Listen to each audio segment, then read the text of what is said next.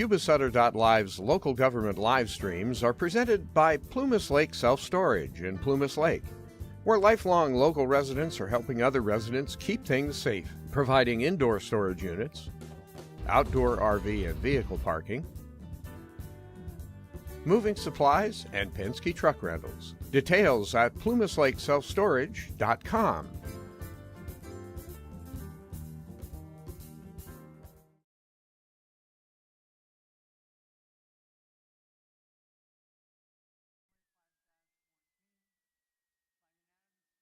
It was approved by the board to accept staff recommendations. Under stipulated expulsions, EH 24-25-9, unanimously, the board voted to accept staff recommendations. Suspended expulsion contracts, EH 24-25-11, EH 24-25-12, and EH 25-25-13. By unanimous consent, the board voted to accept staff recommendations. One more, the board took action in closed session to authorize settlement of the Guth versus Marysville Joint Unified School District case. The board took action in closed action, a 6-0 vote to approve the release of the mutual understanding of the two certified teachers on expired STIPs. Now we are at comments from the board. Mr. Stevens, Dr. Yang, Allison Hasty. Yes, thank you all for coming. I realize there are many things we are all concerned about, but I deeply appreciate your continued commitment to our community. We have our fourth grandchild that due any minute, so I feel a renewed sense of commitment to our community and to the youth of our world. So thank you. Thank you. Dr. Criddle. Gary Criddle. Hi, everybody. Thank you for coming. I just want to take this opportunity to extend my prayers and condolences to the Carol Holtz family. We lost a good one earlier this month. She was one of the best administrators I've ever had, and she was just a dynamite teacher, and she will be missed.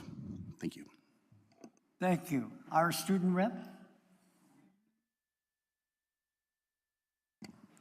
Yes, I would like to comment on something. Hello, I just wanted to comment on MJUSD's Student Engagement and Leadership Team, the SEAL team for short. As you may or may not know, the team is made up of all elected high school ASB or associated student body presidents and vice presidents, as well as all class presidents along with all junior high ASB leadership. I have been invited to their meetings when I was given this role as student board representative, and I wanted to share about their legacy project this year, which is a bullying awareness project they have been working on. It was brought up last year as an idea, and they have made a short slideshow and activity to present to fourth graders in our district. The presentation consists of a video explaining different types of bullying, a paper activity to help visualize the long-term effects of bullying, a short performance to show steps on how to react when someone is getting bullied, and a bit on how to stay safe online. We will be practicing presentations on November 20th and the following day splitting into groups to present to different elementary schools in our district. Thank you. Thank you very much. I didn't get reelected, and I am both surprised and disappointed, as anybody is. But I really think my nearly 8-year tenure, I've done the best I can to help the district. And I do wish the board the best in moving forward. So thank you for everyone that supported me, and good luck in the future. We now have recognitions,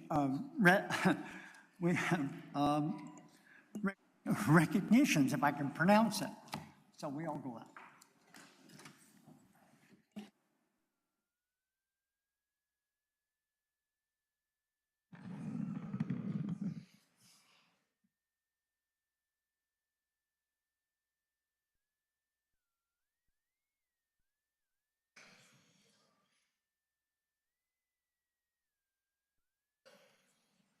Good evening. Tonight we would like to recognize Deputy Nicolette Rocco and Sergeant David Whitaker.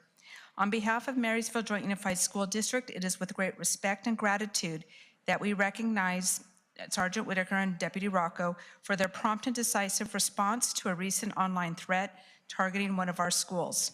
Their quick actions through investigation and coordination with all relevant agencies were vital in neutralizing potential risks and bringing a swift resolution to the matter. We would also like to recognize and honor their commitment to the safety of our schools and our surrounding community.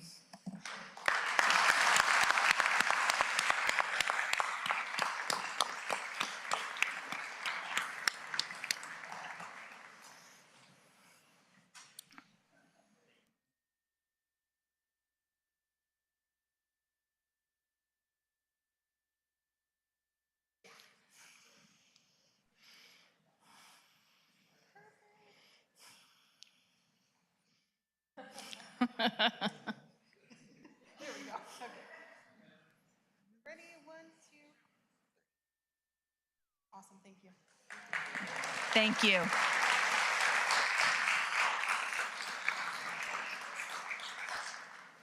We would also like to take this time to recognize some of our students that have shown positive impacts, great behavior, good citizenship.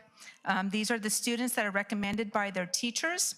Our first one is Nicholas Triben from Arboga.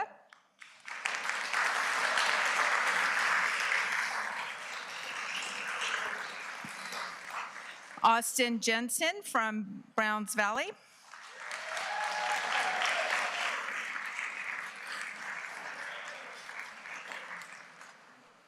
Aelita Eisenton from Cedar Lane.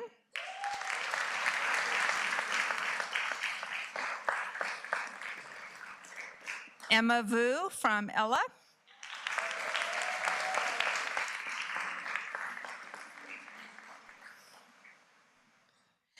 Richard Hernandez Jr. from Johnson Park.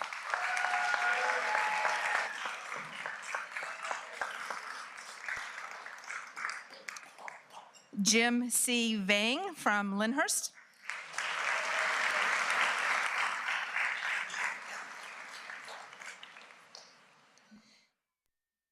Bella Baker from Marysville High School.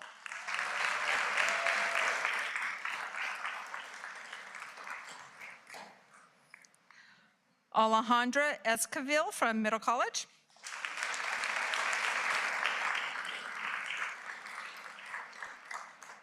Johnny Quibner from Yuba-Sutter.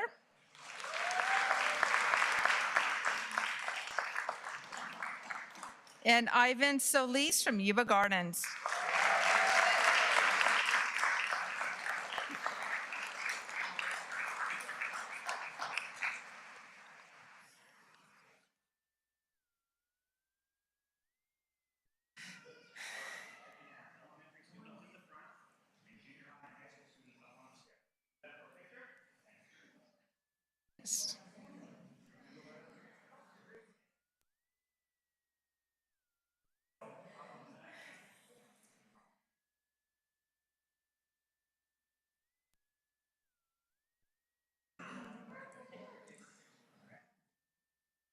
Hold up your signs. Richard, turn it around. Okay, ready? 1, 2. Lay down. 3. Thank you.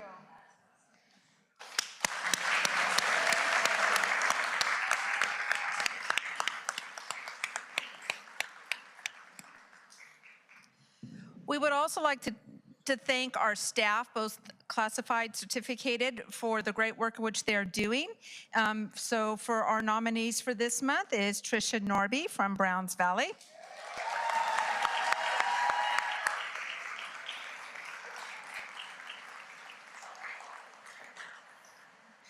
Suzanne Gladden from Cedar Lane.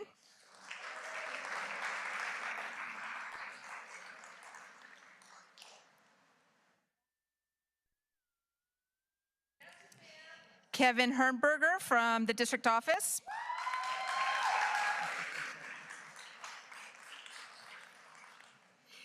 Mia Rodriguez from Edgewater.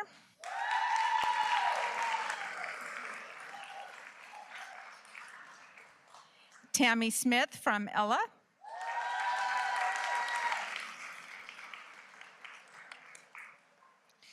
Fiona Shandu from Loma Rica.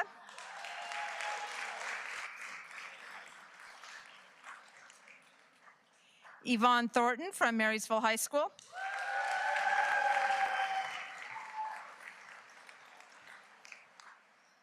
And Kylie Pritchard from Olivehurst.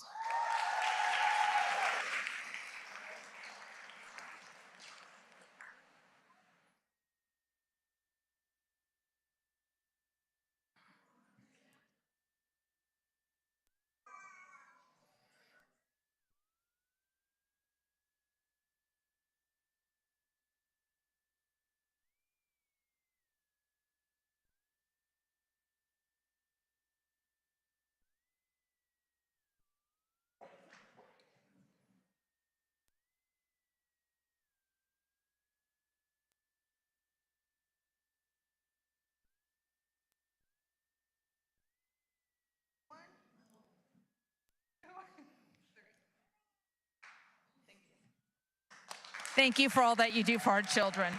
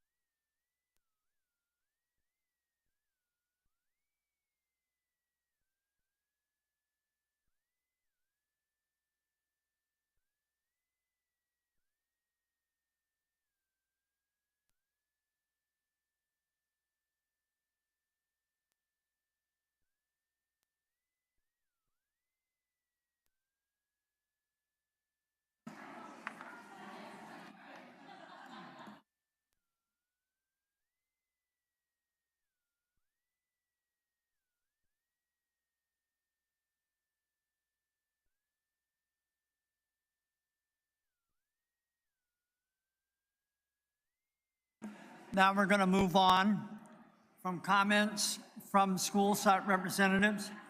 Marysville High School.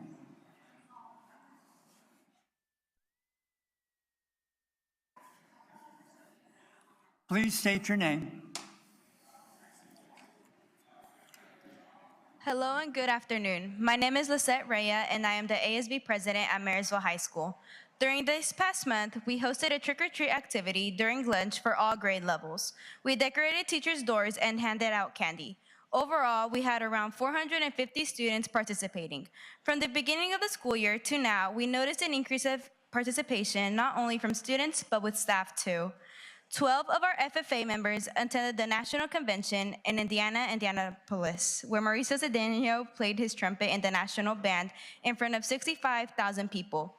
At the recent speaking contest, 90 members participated for the chance to move on to the sectional contest this week, where 45 students will compete against 17 other schools. The floral department will be creating and designing 70 arrangements for the community this month. We are looking forward to helping our students for finals and finishing strong this semester. Thank you. Thank you very much.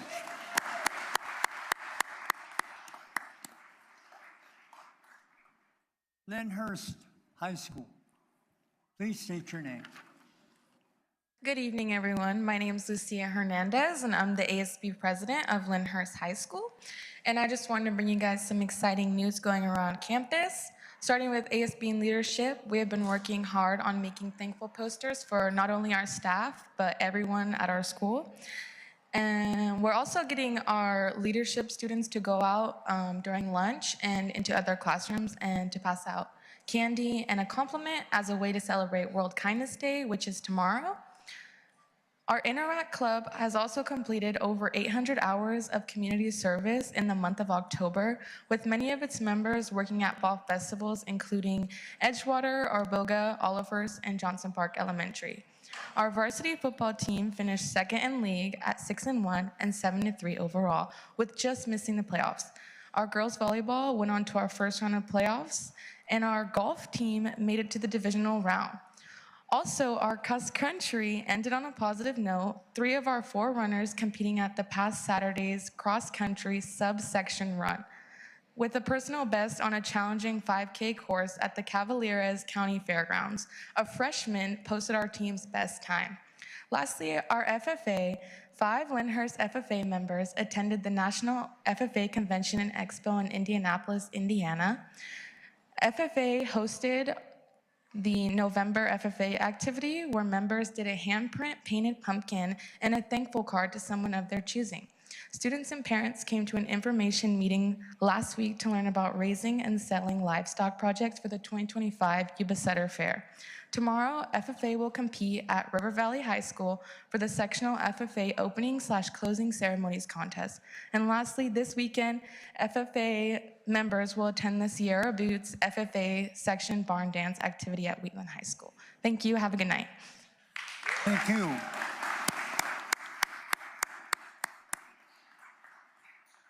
MCAA, please state your name.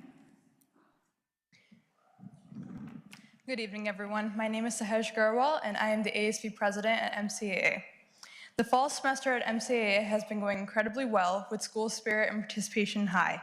We've already held many successful events, including multiple rallies, Red Ribbon Week, a blood drive, and the Halloween concert. We also held a Halloween Around the World event to celebrate the many holidays that occurred in October.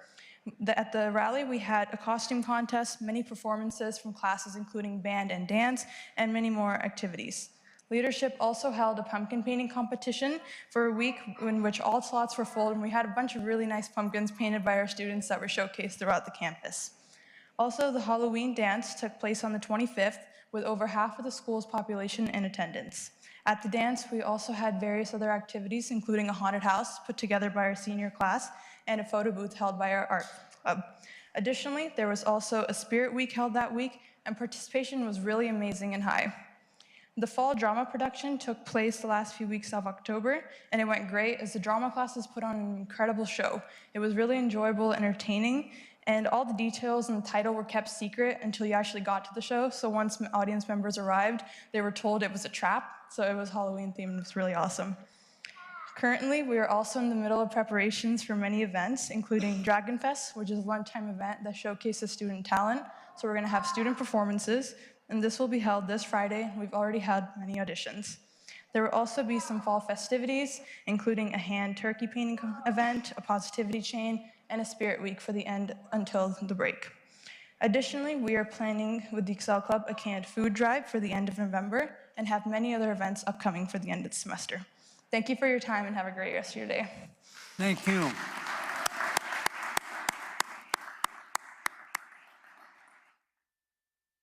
North and South Lyndhurst High School, please state your name. Good evening. My name is Caitlin Milligan, and I am representing North South Lyndhurst High School. I would like to start off with a recap of first quarter. During the month of October, our students were given the opportunity to attend 2 educational field trips. One to the water treatment plant in Yuba City, and the other to Chico State University with a few students from South. The field trip exposed students to a college atmosphere that may inspire them in their educational path. To wrap up quarter 1, we held an award assembly in which recognized some of our students for their outstanding academic success. We held our 3rd annual trick or treat on our campus with Abraham Lincoln Elementary students. Our students were able to work together and decorate the classroom ramps to make the day special for the young students. Another big event we had just last Wednesday was our career day. This year, our campus traveled to the South Campus to take part in this event. There were over 26 informational booths. In addition, we hosted a movie night on our campus for North students on October 29th. This morning, we had another field trip opportunity in which some of our students attend Gray Lodge Wildlife Refuge in Gridley. Students engaged with the exploring of the wetlands program, which offered a hands-on approach. Thank you for the opportunity to share our school activities with you. Thank you.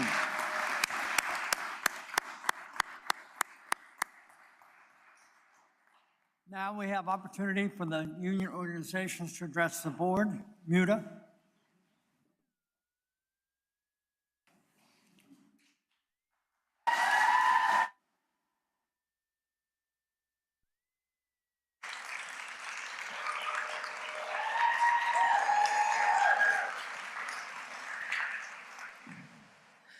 Good evening, Mr. Davis, rest of the board, and all of the people here with us in the room, and those that are watching at home or listening in automobiles, anything else that they may be tapping into the stream somehow to hear what's going on.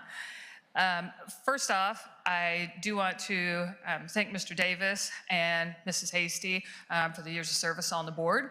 I will readily admit it will be no shock to anybody. We have not always 100% agreed, but I do understand that it is a lot of time and effort and energy to put into being on a school board. So thank you both for your time and your dedication to that post.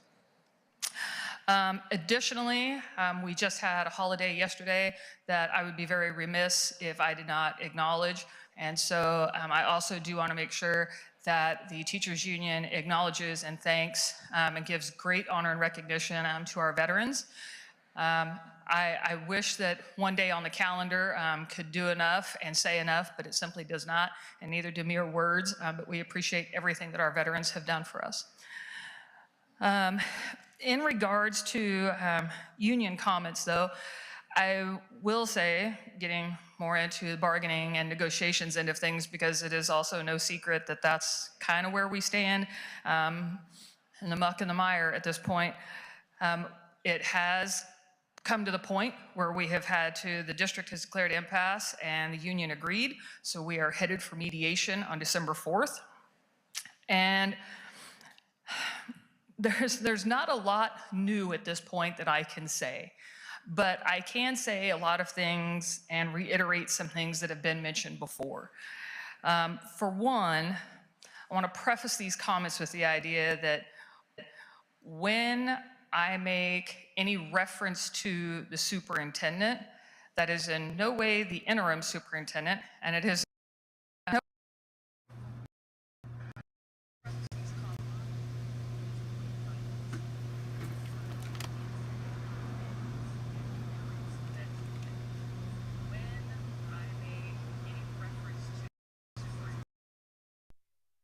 that Dr. Israni, she tricked you guys. She got you into a whole lot of expenditures that you shouldn't be.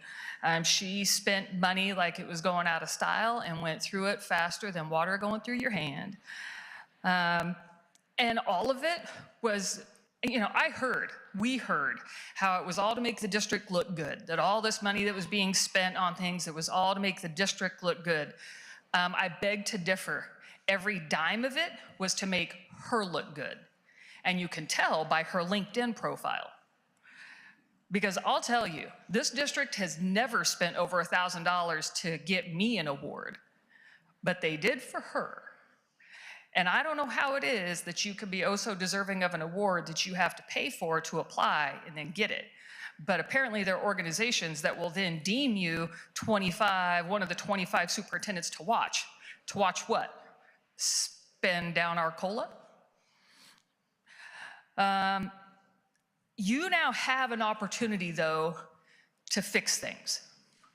Regardless of what the situation is with the superintendent, because everything is very hush-hush and we know nothing kind of deal, but whatever the situation is, you guys now have an opportunity to fix those things in the budget. And I wrote that down today and I thought, boy, you know, that's pretty presumptuous. I'm gonna write that down, and yet I don't know how hard they may have to look to come up with that. So I timed myself. I set a timer for 5 minutes, which is half of the time I'm allowed to speak at this meeting. 5 minutes down at our union office after I had worked all day on 3.5 hours sleep, took a little 5-minute break from entering progress report grades again. And in that 5 minutes, I came up with $200,000 for a PR firm, over $700,000 in legal fees, which, by the way, you budgeted $392,000 to start with and had burned through that within 5 months. And so it came up to $708,000. $170,000 per position here in the district office, that at least 3 of those positions, I don't even know what they're for. Plus, we also have to pay for somebody to walk students to class at one of our newest institutions, because apparently they cannot walk back and forth to class on a college campus without assistance, so we have to pay for that as well. Plus $75,000 for an interim for the situation we currently find ourselves in. Another nifty little piece of information I came across in some documentation we had asked for bargaining, $1,400, which doesn't sound like much. It's, drop in the bucket for a district with this, size budget. But I will say, for people in the room, $1,400 is a good chunk of change. But $1,400 for headshots of management for the New Year's kickoff. And then on top of that, we won't get into the $500,000 for one particular program that we were summarily lied to and deceived about. But just in that alone, and then we have $170,000 for a wellness director as well. But just in that 5 minutes, then I came up with that, which, just so you know, sits just under $1.6 million, which is just under 3% for my unit, my entire unit. What you paid in legal fees, you could have given my entire unit over a 1% salary increase, just in your legal fees. But speaking of wellness, we got this whole list of things that I just rattled off.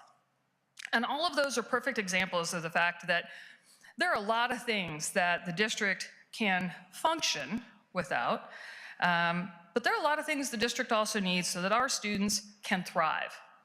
That lengthy list I just went off of, I don't know that any of them are necessarily things we need for our students to thrive. But I will tell you that our schools need to be staffed with employees who provide a safe, supportive environment where our students can get an education. And speaking of safety, I don't know how many of the people within the sound of my voice realize that we are not just at impasse in regards to salary. Maybe even more importantly, we're at impasse in regards to safety, which I find worrisome, bothersome, and I find a way for the district to further continue to disrespect the professional educators in this district. The very first sentence that we have proposed in our safety language simply says, unit workers shall not be required to work in unsafe conditions or to perform tasks that endanger their health, safety, or well-being. And we can't come to an agreement on that. Within our language, we also want things like district safety committees, site safety committees, district student discipline committees, and site discipline teams. I just want to reiterate the fact that we are the people with the best knowledge, the best information in regards to current discipline issues in our classrooms and on our sites. We should be included in the creation of discipline plans and safety plans. However, the district in their language are summarily locking us out of that. They'll let us review after they're completed by people who are not in our classrooms.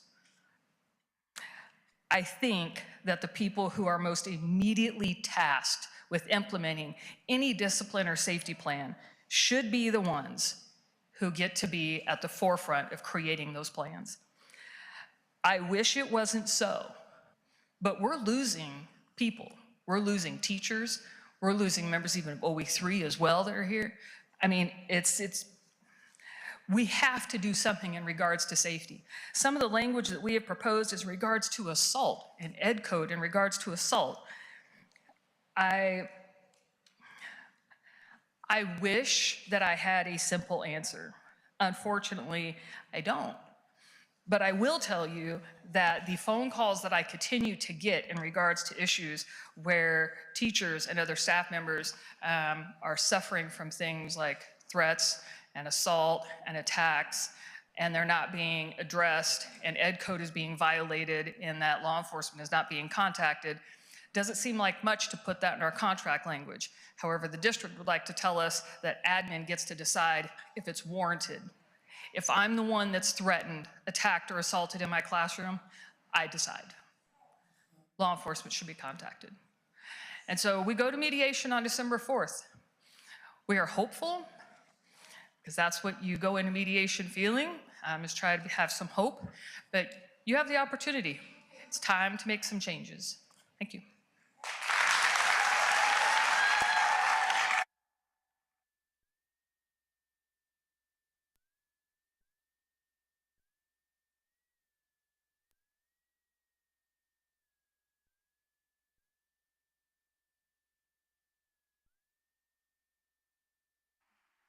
Thank you. Thank you.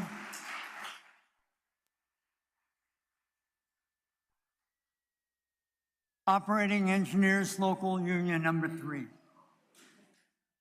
Please state your name.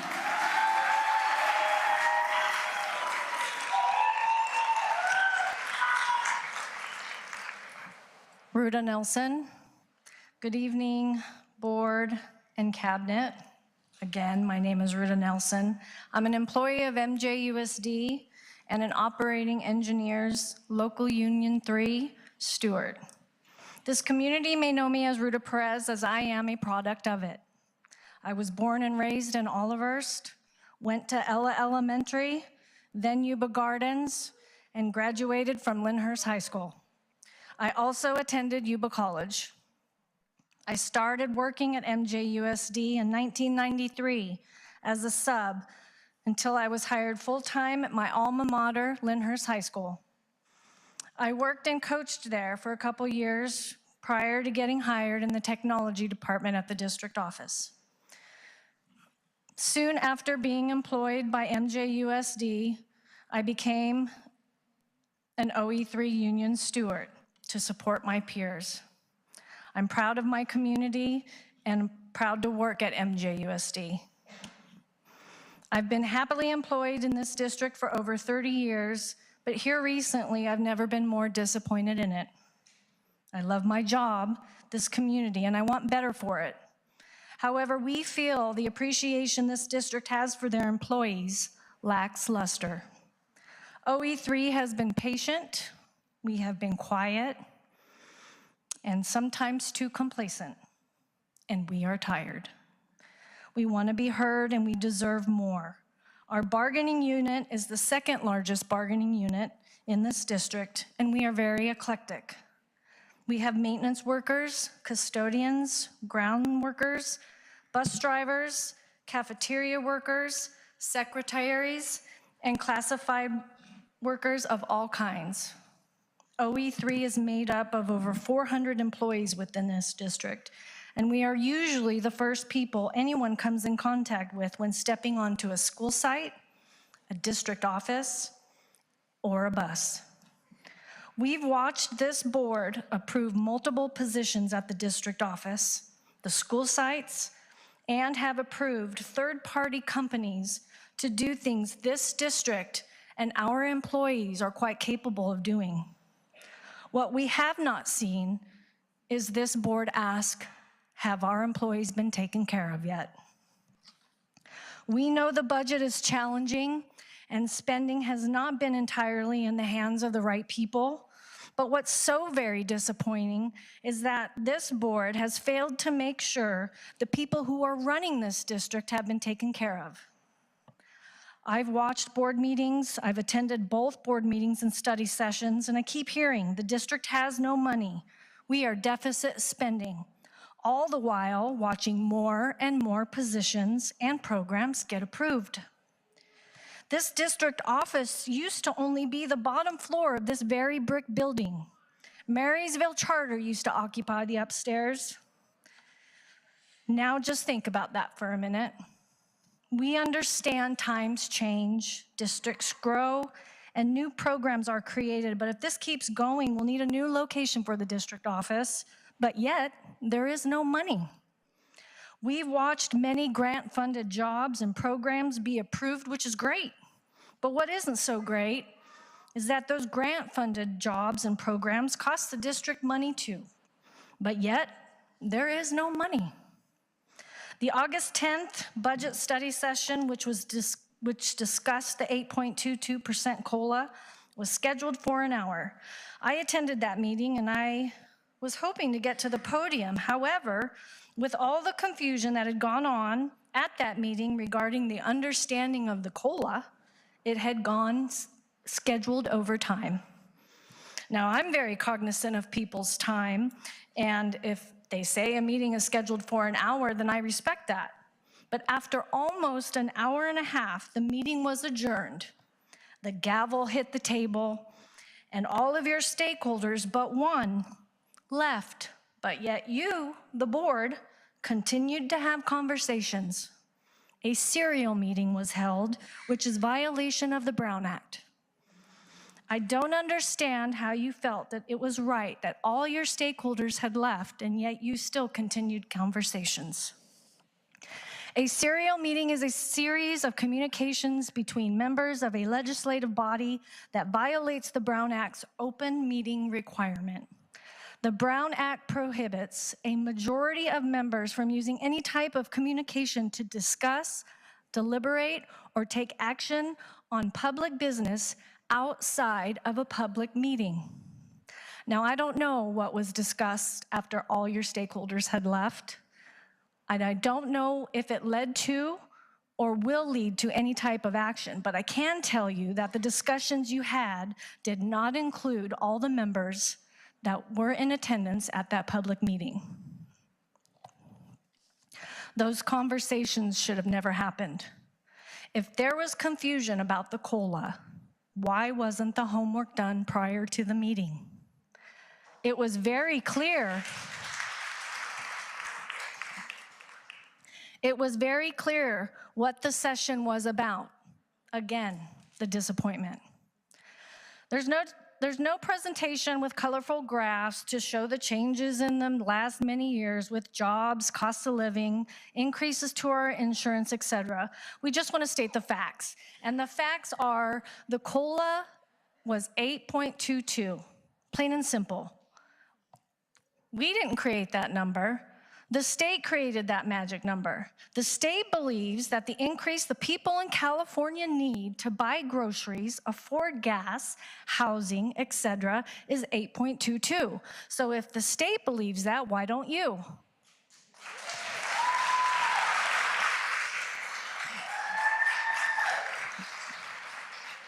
Our members that have Kaiser insurance suffered a 9.7 increase, a 9.7. Even if we get our deserved COLA of 8.22, it wouldn't even cover the increases they are suffering. CVT, our third party to Anthem Insurance, increased their premiums by 3%, but that's not the entire increase. The out-of-pocket and deductions went up too, so the 3% is only one side of it, the CVT premiums. And the Anthem side increased significantly, making that 3% much higher. Our members aren't even breaking even with the health insurance. Our members are deficit spending. We are deficit spending.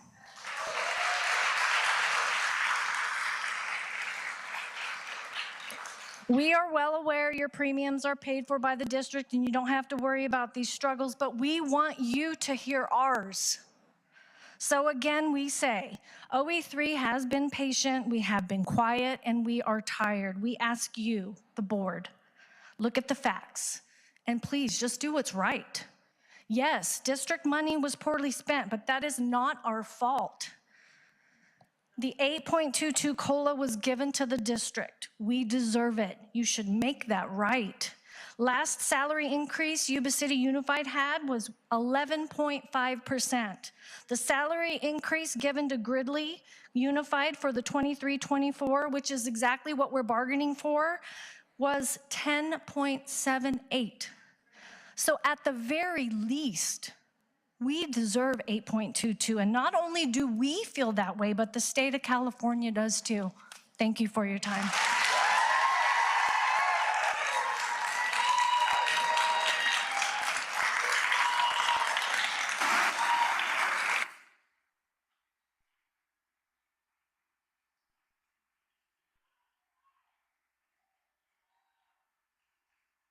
you.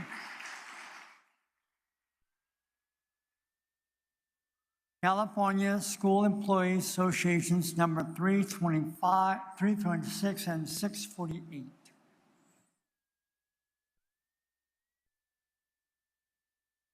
Association of Management and Confidential Employees.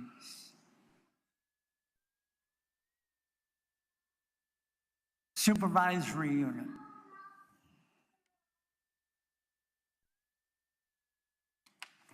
Now we're at presentations. 10.1, Williams Act Update Fiscal Year 2024-25. Presentation by Yuba County Office of Education. Good evening, Cabinet and the Board. I'm Bobby Abel. I'm the Deputy Superintendent for Yuba County Office of Education. You have the facilities report provided for you, and I'm here to entertain any questions you may have.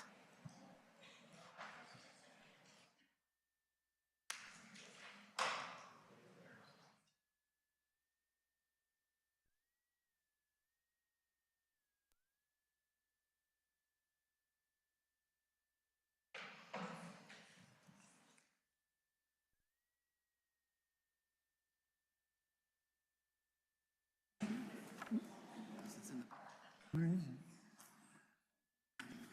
Is it in here?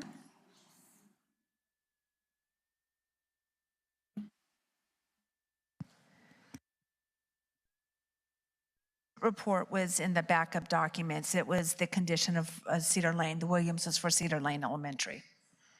So it's, you don't have it. It's in the backup for the agenda. Can we put that up on the screen? None of us have that except the people with screens.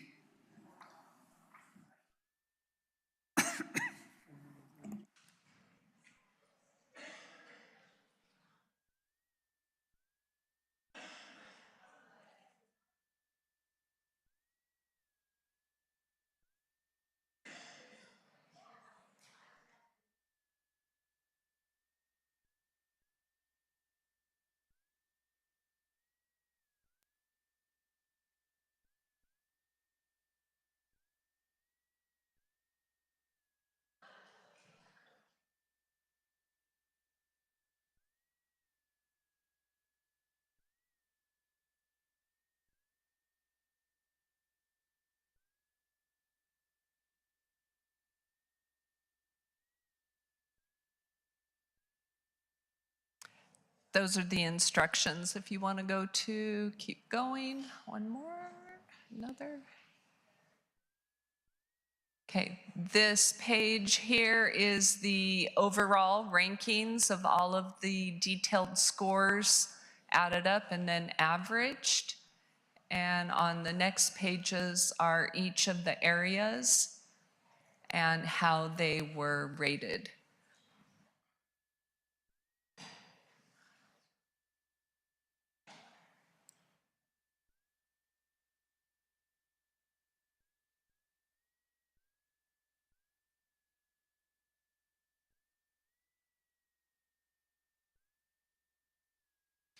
The process includes our Director of Maintenance and Operations, Barry Collins, who does the walkthrough with Doug Trower.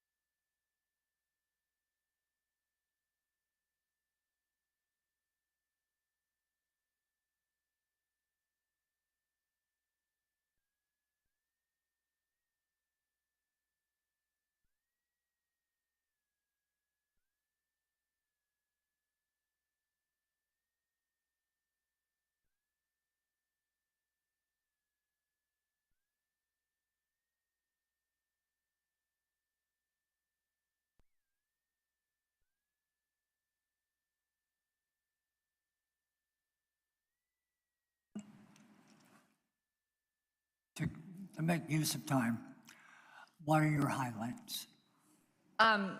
Well, the Williams Act requires that schools are identified. The only school in the district that is identified was Cedar Lane. And so the annual review takes place within the first few weeks of school to ensure instructional materials are adequate, facilities are clean and in good repair, and teachers are properly credentialed. So this is the facilities report that is generated, and it is required that we share it with superintendent. So. Yeah, I just have a question on, if you flip to the third page, so it's too small to see, but Brian, could you zoom in to the section that says H external? It's all the way to the right, last two columns.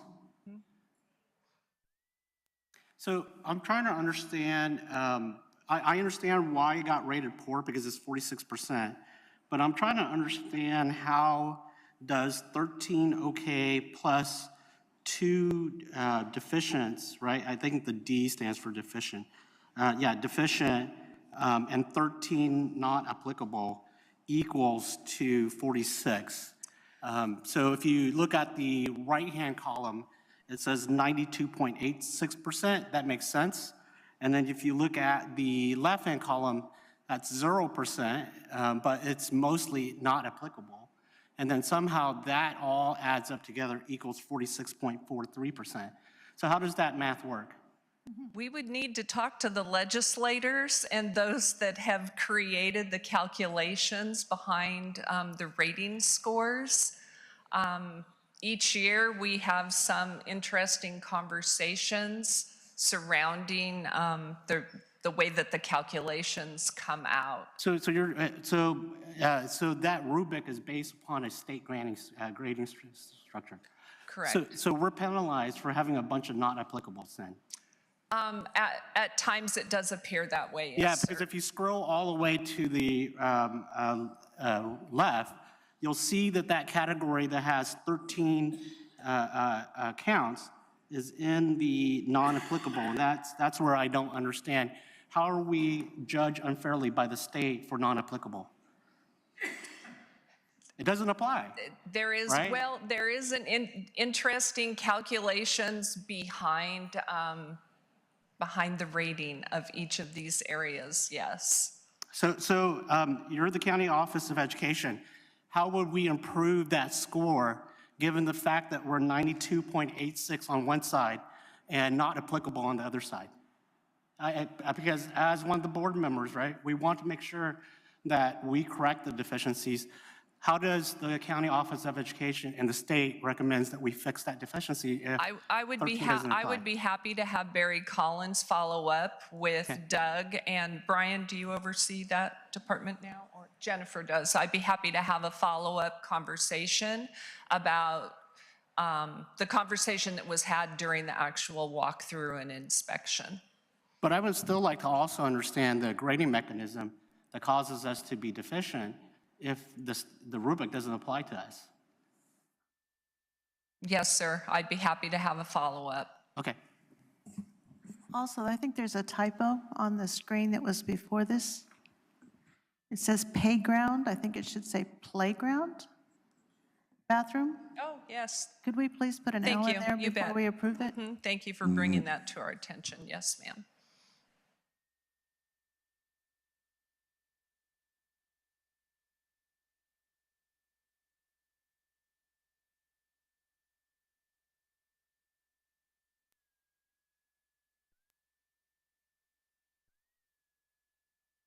Yeah. Well, I've been on that campus many times, and the playground area is a big issue because of the asphalt cracks. Many of our campuses have the same problem. Cedar Lane happens to be one of the worst, because those cracks in some places are an inch wide. And they've been filling them, but because the failure underneath the ground was never prepared for the kind of expansion it's getting underneath there.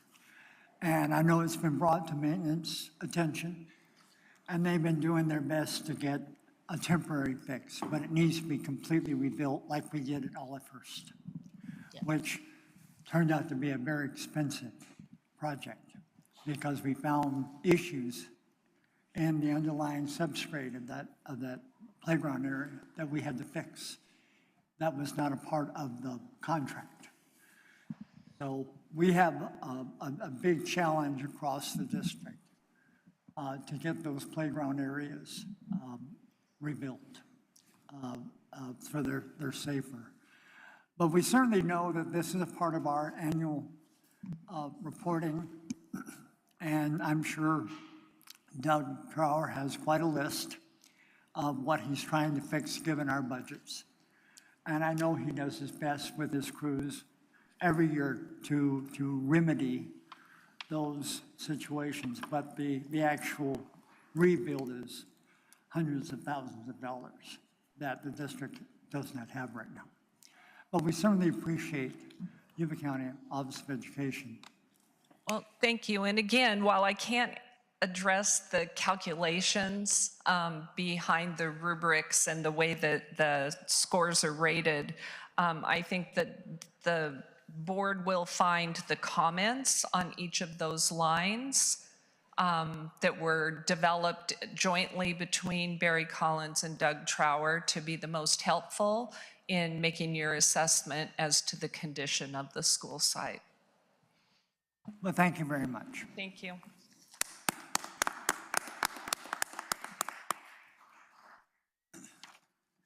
Now we have updates by department. Administrative services. Brian? I just wanted to say thank you to Mr. Davis and Mrs. Hasty. It's been a pleasure having you on the board. You will be missed, so thank you for all that you've done. I know how much you care. When it comes to administrative services, I just want to thank all of our outreach consultants, our secretaries, our attendance clerks, our principals, our teachers that over the last 4 to 6 weeks have collected hundreds and hundreds and hundreds of program funding forms. We have stacks, a stack of paper, multiple of them, a few feet tall, trying to maximize the funding we get. It's not an easy thing to do, multiple phone calls and online surveys and paper forms and everything. And just everyone did such a great job, and they worked so hard to collect every single form possible because every form matters. And I just wanted to say thank you and how much we appreciate that. So thank you. Thank you, Brian. Any questions for Brian? Business services. Jennifer? Thank you. I have no updates this meeting. Thank you. Education services. Amy? Our ELOP program has intercession offered this Thanksgiving break from November 25th through 27th at Kynoch for all TK through 6 students who sign up. They're also going to, the theme of the 3 days is a festival of gratitude and kindness, and there's going to be activities from our American Indian program for our students. Also wanted to reiterate about the SEAL team that was discussed about the anti-bullying presentation for our 4th graders. Our SEAL team has been working hard putting that presentation together. We have a ribbon cutting ceremony at Loma Rica's preschool on November 22nd at 10:30. Our special education department has developed a frequently asked questions that's posted on our website to help our parents get the questions answered that they had with program transfer for grade 6 through age 22. So that's available to all parents and community to look at. We've also hosted 2 Saturdays so far, 4-hour Saturday school called academic success class for our newcomer students, so they had some opportunity to get some more language development instruction. We continue to work with CCEE, which is California Collaborative Educational Excellence. We've had monthly meetings since September. Our directors have also had an additional meeting each month, and we are focusing on our first set of plans that we're starting to build is around suspension. We have 2 schools that are participating with us. That would be Yuba Gardens and Lyndhurst, and they're a great asset to our team. And lastly, I want to thank Jami Larson for her service to Marysville Joint Unified School District. She will be leaving us and retiring at the end of the year, and she has been instrumental in supporting our schools, our community with outreach, everything college and career. And Jami, you will be greatly missed, so thank you. Thank you. Personnel Services, Mr. Reeves. Yeah, I just want to follow up with Amy and thank Jami. Appreciate all that you've done. We're going to miss you. I wish you were staying till the end of June, but good luck and congratulations on your retirement. And also to Allison and Randy for serving on the board. I know it's not an easy job and appreciate your service to this district. Thank you. Nope.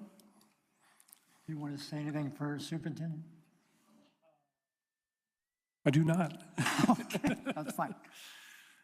So now we're at 12.1, approval of the October 8th, 2024 regular board meeting minutes. Are there any additions or corrections to those minutes? If not, do I hear a motion? Motion approved by Mr. Steeman. Second by Dr. Yang. All those in favor say aye. Aye. Opposed? Motion passes. Now we're at the approval of the consent agenda items 13.1 through 17.13. Are there any items in that consent agenda that the board would like further discussion on? If not, do I hear a motion? Motion approved by Allison Hasty. Is there a second?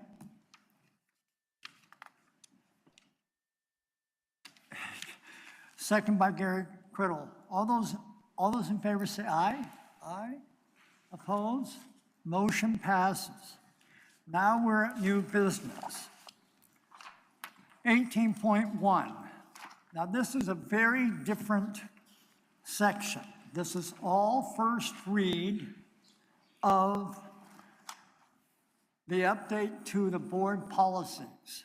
Now this is going to go on for several meetings, and this is the first meeting of us starting to update our board policies that have not been updated since 2008. So what I'm asking Mr. Reeves to do is to take over this section. So he's going to go by item and give us a synopsis per that section, and then move on to the next, unless there's a board member who has a question. So that's how we're going to proceed. So we're at 18.1. Okay. So as President Davis stated, this is a first read. They will come back again at the next board meeting for approval from the board. In updating board policy, districts of the state of California through CSBA go through the gamut organization, which provides samples or examples of board policy. The first one that we bring forward tonight for the board's review is 18.1, Policy 1260, which is Education Foundation. Our district recognizes the need for education foundations and certainly appreciate those that participate in them. We have a recent addition of the Students First Foundation, formed to help and meet the changing needs of district and its students. It's necessary to update and complement with education code to make sure we are in compliance with board policy. Any questions for Mr. Reeves? Okay, please carry on. Okay, 18.2, again, first read, board policy, regs, non-discrimination in employment. There's a lot in the following ones: lactation accommodation, sex discrimination, sex-based harassment, Title IX, which is very important throughout all school districts in the state of California. Title IX, sex discrimination and sex-based harassment.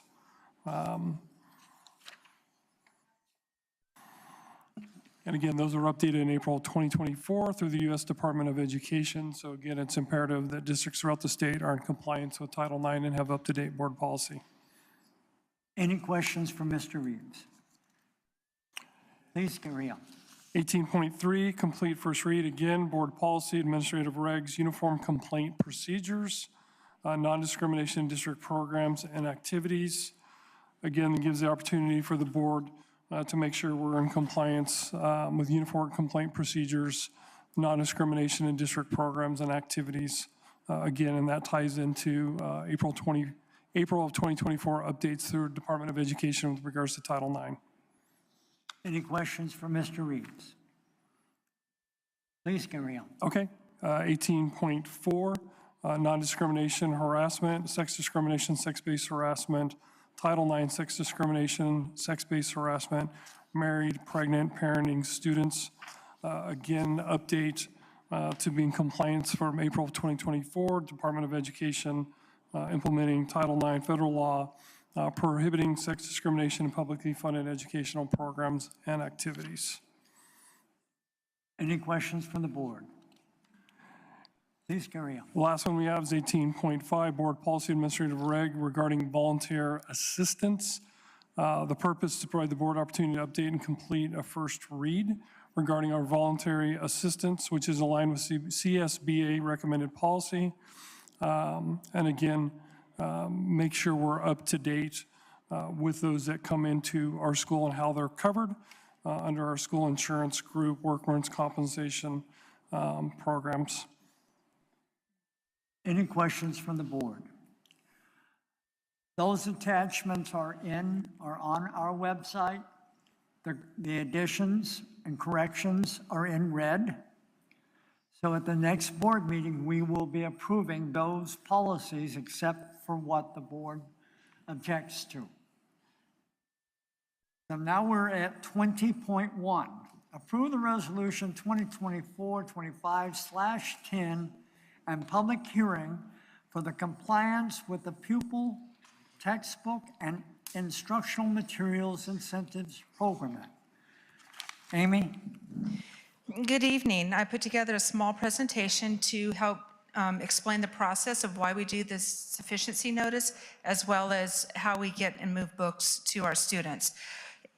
We feel that it is important that our students have books. That is always our first go-to. We put books in the hands of kids, but we also have online access as that backup as needed. But our goal is to always have textbooks, and particularly for our little kids. I would like to start off why we do a sufficiency report. Every student has access. This is an ed code that every student have access to their own curriculum. This also, you saw the Williams visit this earlier tonight from YCOE. This is similar to that in that they are confirming that every kid has access to curriculum, but we do the sufficiency to prove and to show that all students in the district, not just those that are visited for the Williams. I want to step back a little and explain how we put curriculum in the hands of kids. Ed Services starts in the summer by ordering books, making sure we have books for every kid, and we do this based off what we expect to see in our schools, our projected enrollment. When school begins, then it starts the process of where we're maddeningly, furiously working hard to get curriculum in the hands of students. We have what we think, we know where the kids are going to be, where we think they're going to be, but the start of school, we don't always know exactly where our materials need to be. So sites start requesting materials. We have somebody who's pulling materials, sending materials. We are just, every time we get a request, we're filling it. Ed Service knows that the kids need curriculum, and we fill that based of the sites reporting to us what curriculum they need. We do this all year. Kids come and go all year long.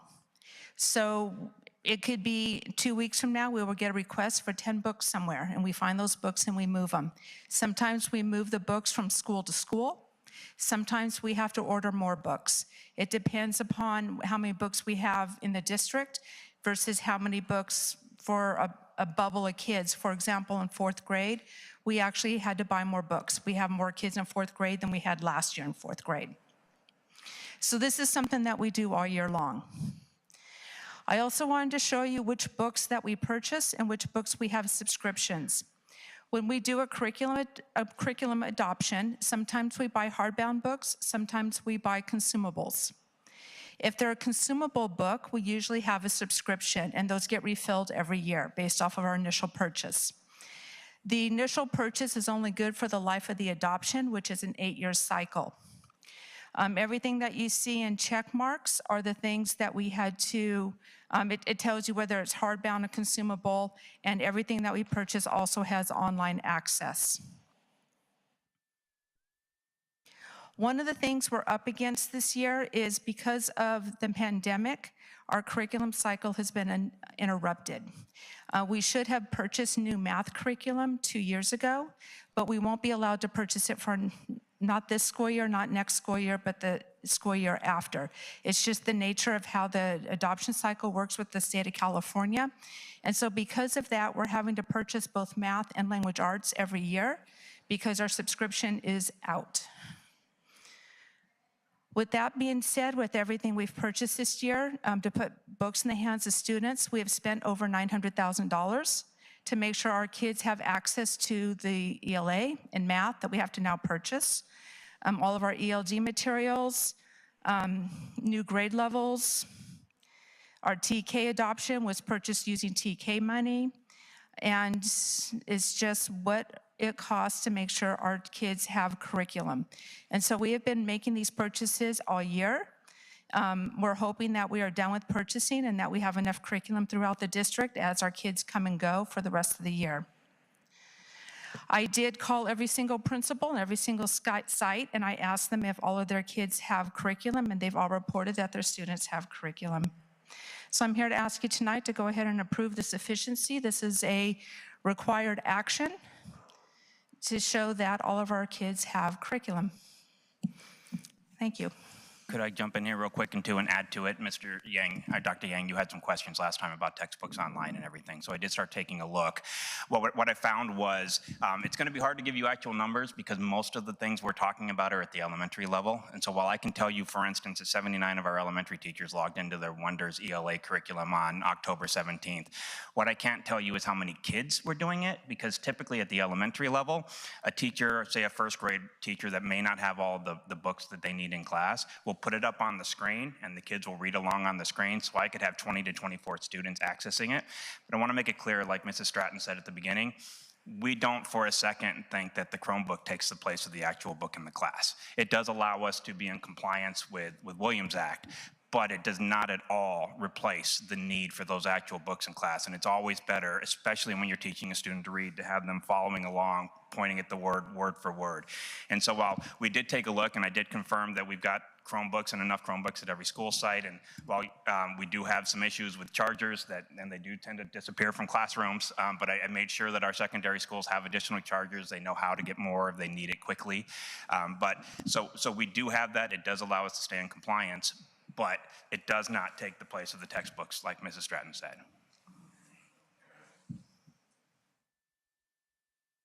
I have a quick question, and maybe from a couple meetings ago, Ms. Stigl brought up the fact that we may be missing some books or textbooks in the classroom. I just wanted to make, A, is that still the case? B, has it been resolved?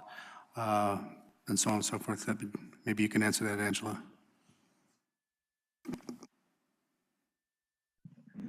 In regards to people not having books in their room or having books in their room, which would you like? Sorry. Either one. We were just for discussion and making sure that everything, I know we ordered some stuff, but they didn't come in, or Well, I mean, we still have all kinds of issues going on. I still have teachers that are reporting that they don't have the curriculum they're supposed to have, that they don't have the textbooks they're supposed to have.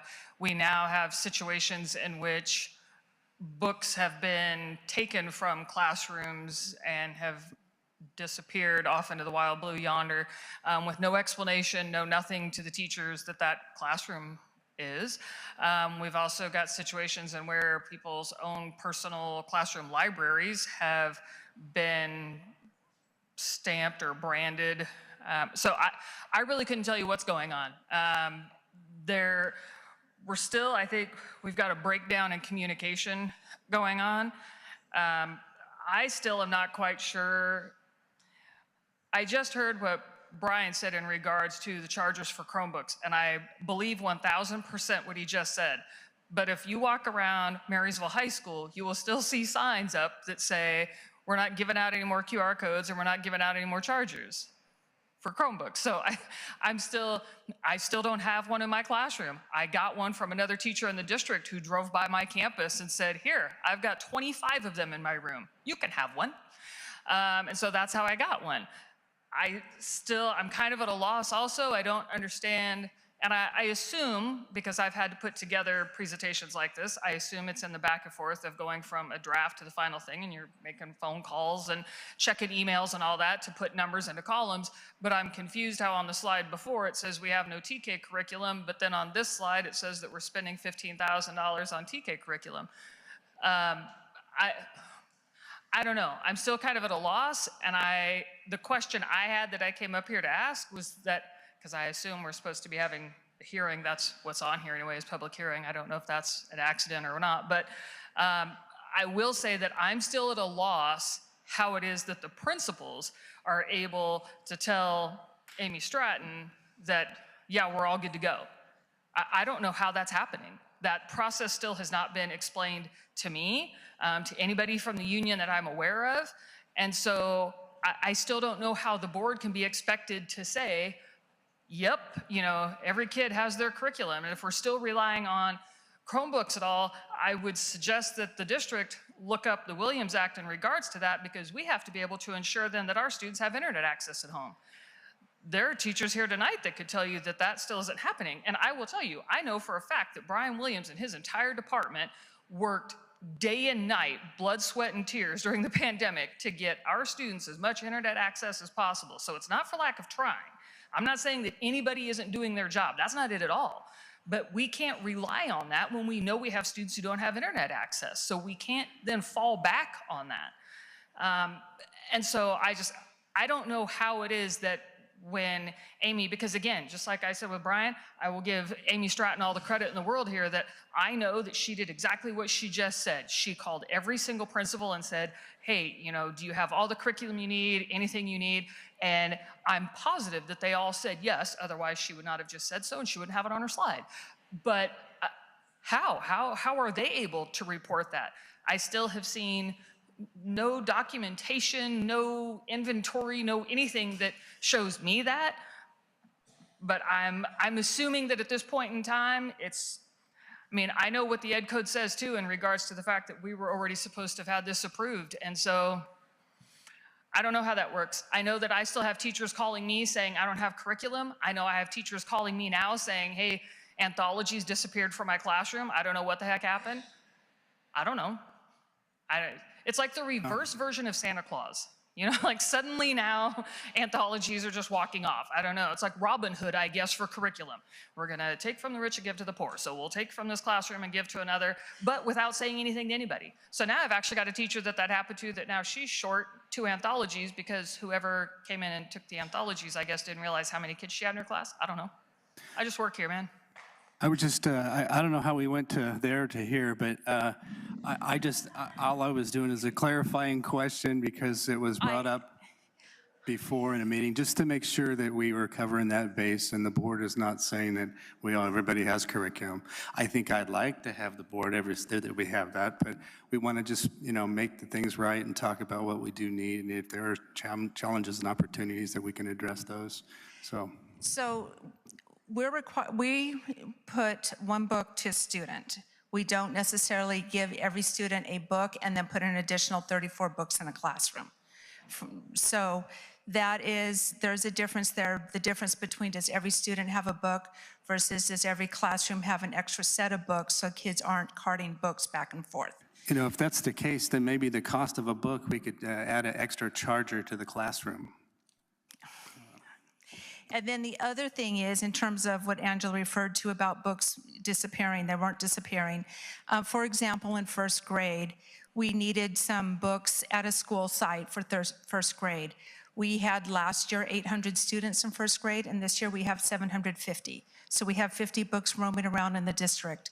So instead of buying books, we find them from where the extras are, and we move them from school to school.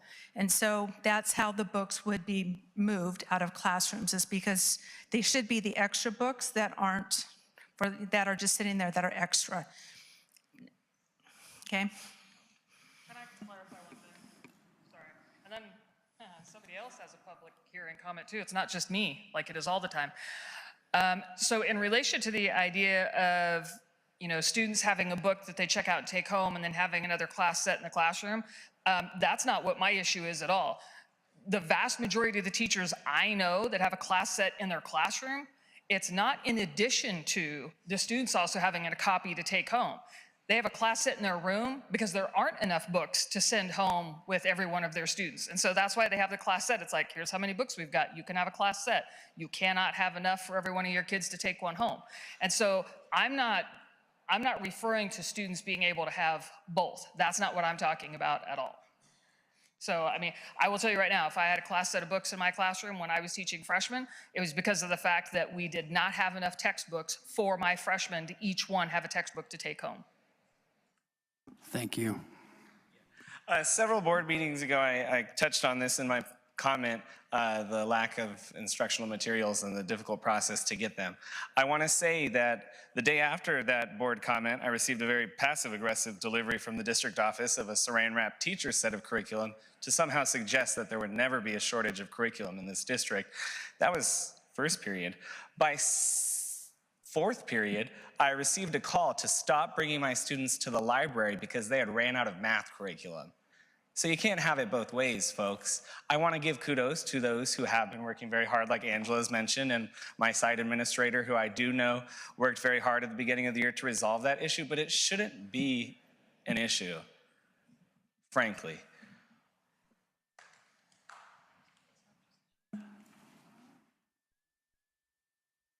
One of our challenges, which we have,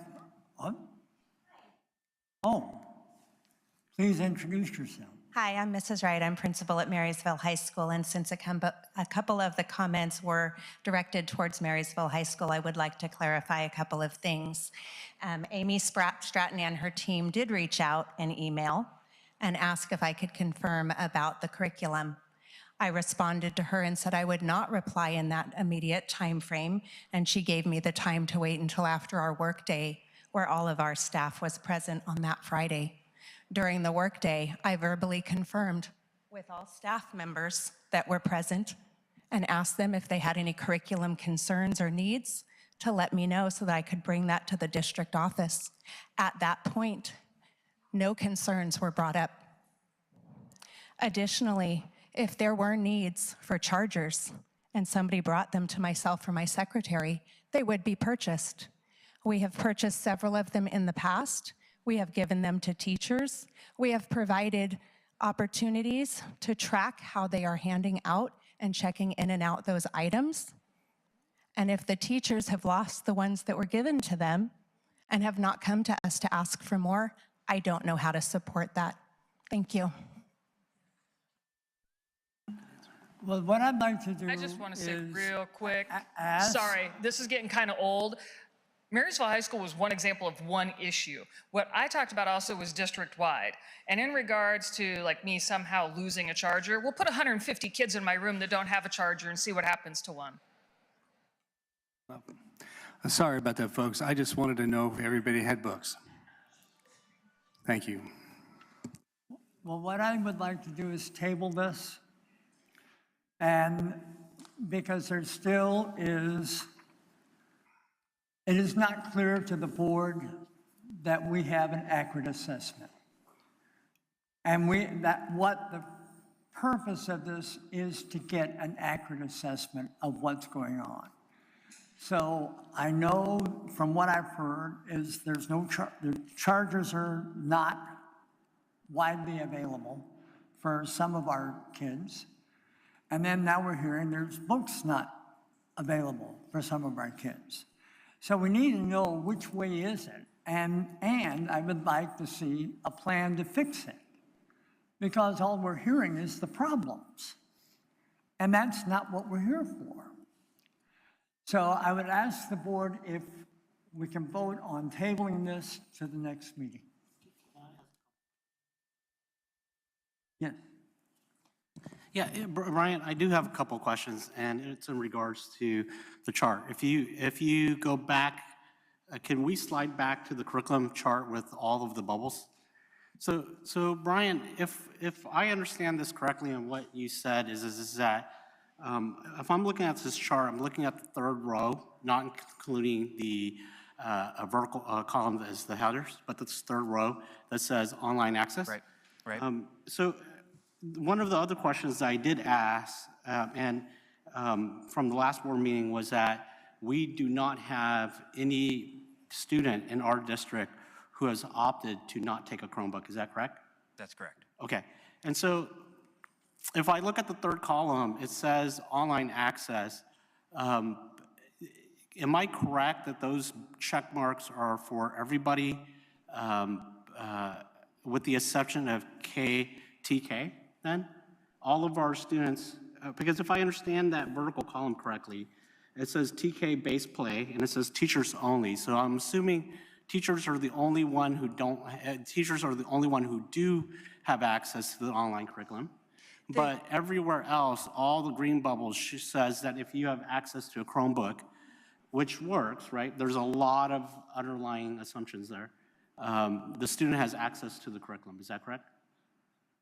Yes, they have access to the curriculum. They have access to supplemental materials that are online. There's a number of things that come with the online subscription. It's not just the textbook. In fact, I would tell you at many levels, it's the additional supplemental things that are used much more than the book itself. The book itself, as I said, we prefer to actually have the book in hand. It's the supplemental pieces that they use. Yeah. So if you walk one column over, basically ELA 7 to 12 is the one that's not missing consumable, right? I want to make sure I understand whether all of what we're talking about is the distribution and students taking care of their Chromebook. And I say this as a parent whose child who doesn't bring her QR code, and she brings in a new QR code in her backpack almost every other day. And I tell her, wait a minute, kid, why do you keep asking for a new QR code? And we have a photocopier at home. And I said, kid, why don't you just photocopy it and make sure a photocopy version of it is in it? And magically, she always gets another one from her teacher in 2 days later. So I understand all of the logistical problems, right?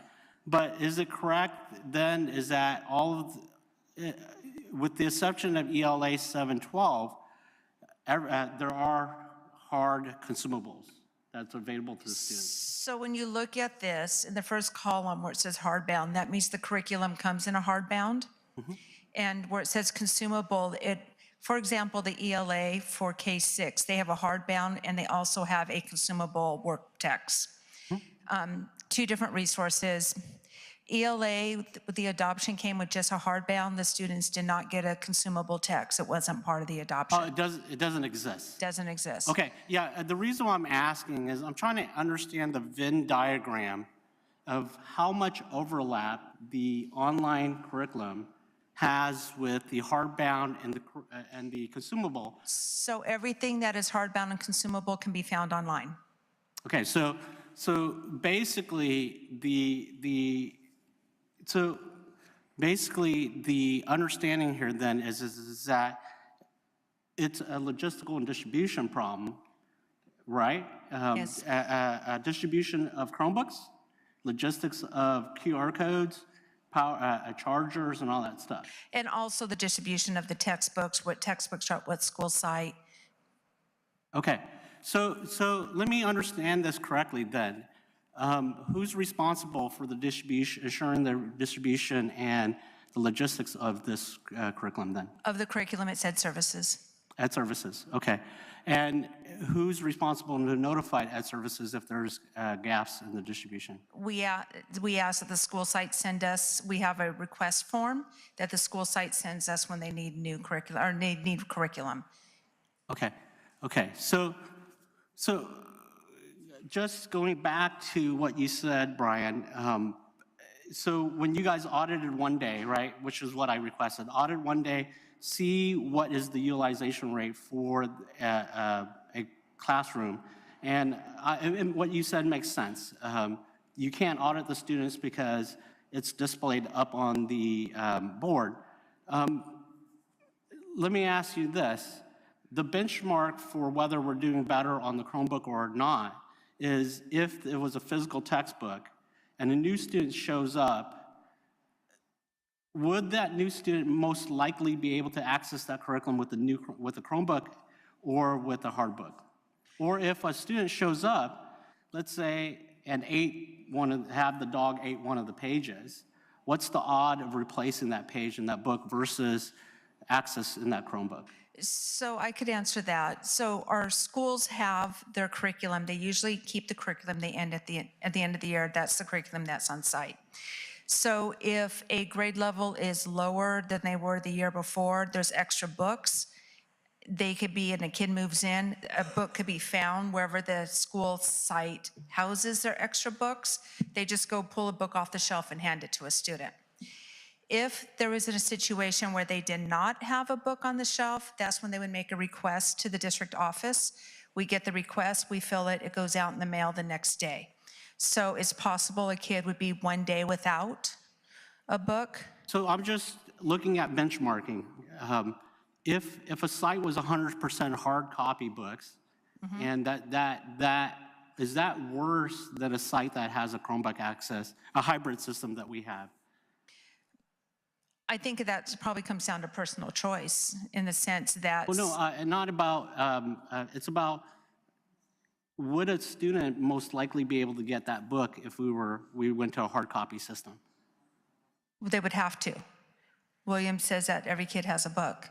And the goal is to have a hard copy of the goal is to have a book. hard copy. So if I understand that correctly, if we were a hard copy district, we would have excess books on site. Ideally, we would have a few extra on site, but sometimes they don't. But you said they would have a hard copy, right? That's what I'm trying to reconcile. If a school was 100% hard copy, would we have access hard copy books on site so that when a new student shows up on that day, that student will have that book, or that student have to wait until they notify the district orders more books? It depends how many books the site actually has on hand from their personal inventory. So it is possible that every school site has 5 or 6 extra copies sitting there, but it's also possible that they have none. It just depends on where they ended the enrollment the year prior to how many students they have in that particular grade this year. And so it's possible they have a little surplus sitting there. It's also possible that they're straight one-to-one. But when we do get a request, the book gets pulled and sent the next day. If we don't have it in stock, we look for it. In fact, today we got a request from Yuba Gardens for 3 math books, or I'm sorry, Arboga for 3 math books.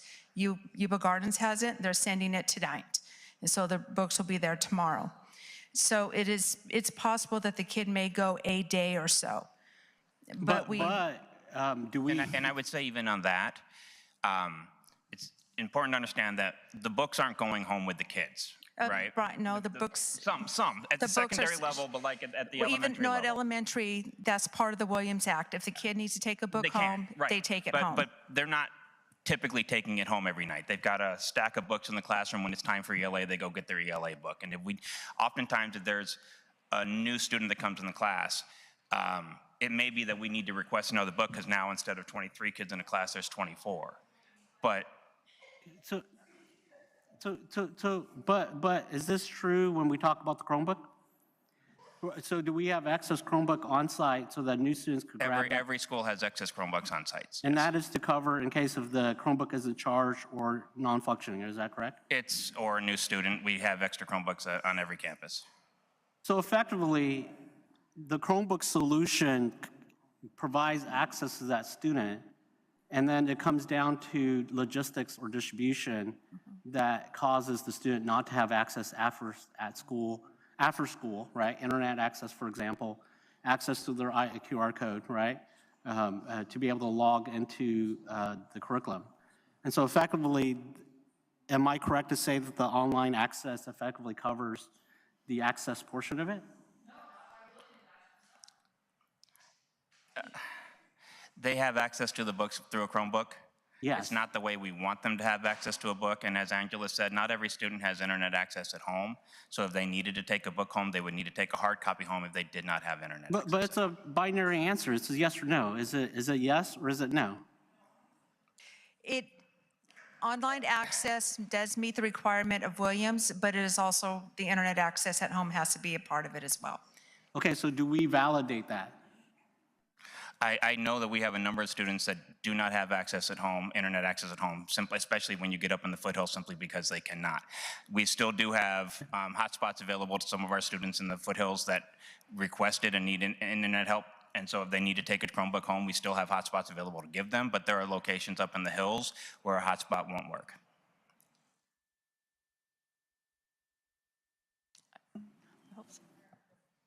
What is the pleasure of the board? I have We have a something. motion Yes, to table. Do I have a second? Is it still public hearing? Did we close the public hearing? I closed the public meeting. You did? Yes. I didn't hear a close for the public meeting. How much more do we need to hear that we have a problem? Well, I just want to address the digital access. Okay, because I am a middle school teacher, and I don't know if Ed Services has spent the time to look at what a student has to do to navigate the digital resources. It is a very cumbersome, challenging process for especially the middle school students in our math programs, in our science programs, in our ELA programs. If it's only a digital access to it, the students can't navigate it. It is very challenging, very cumbersome. That's all I wanted to say. Thank you. Thank you. We have a motion to table. Is there a second? Second. All those in favor say aye. Aye. Opposed? We're tabling this till next board meeting. Thank you for your input. Now we're at 20.2. Second. All those in favor say aye. Aye. Opposed? We're tabling this till next board meeting. Thank you for your input. Now we're at 20.2. Accept the grant award notification of the Agricultural Career Technical Education Incentive Grant for the 2024-25 school year. Do we have a presentation?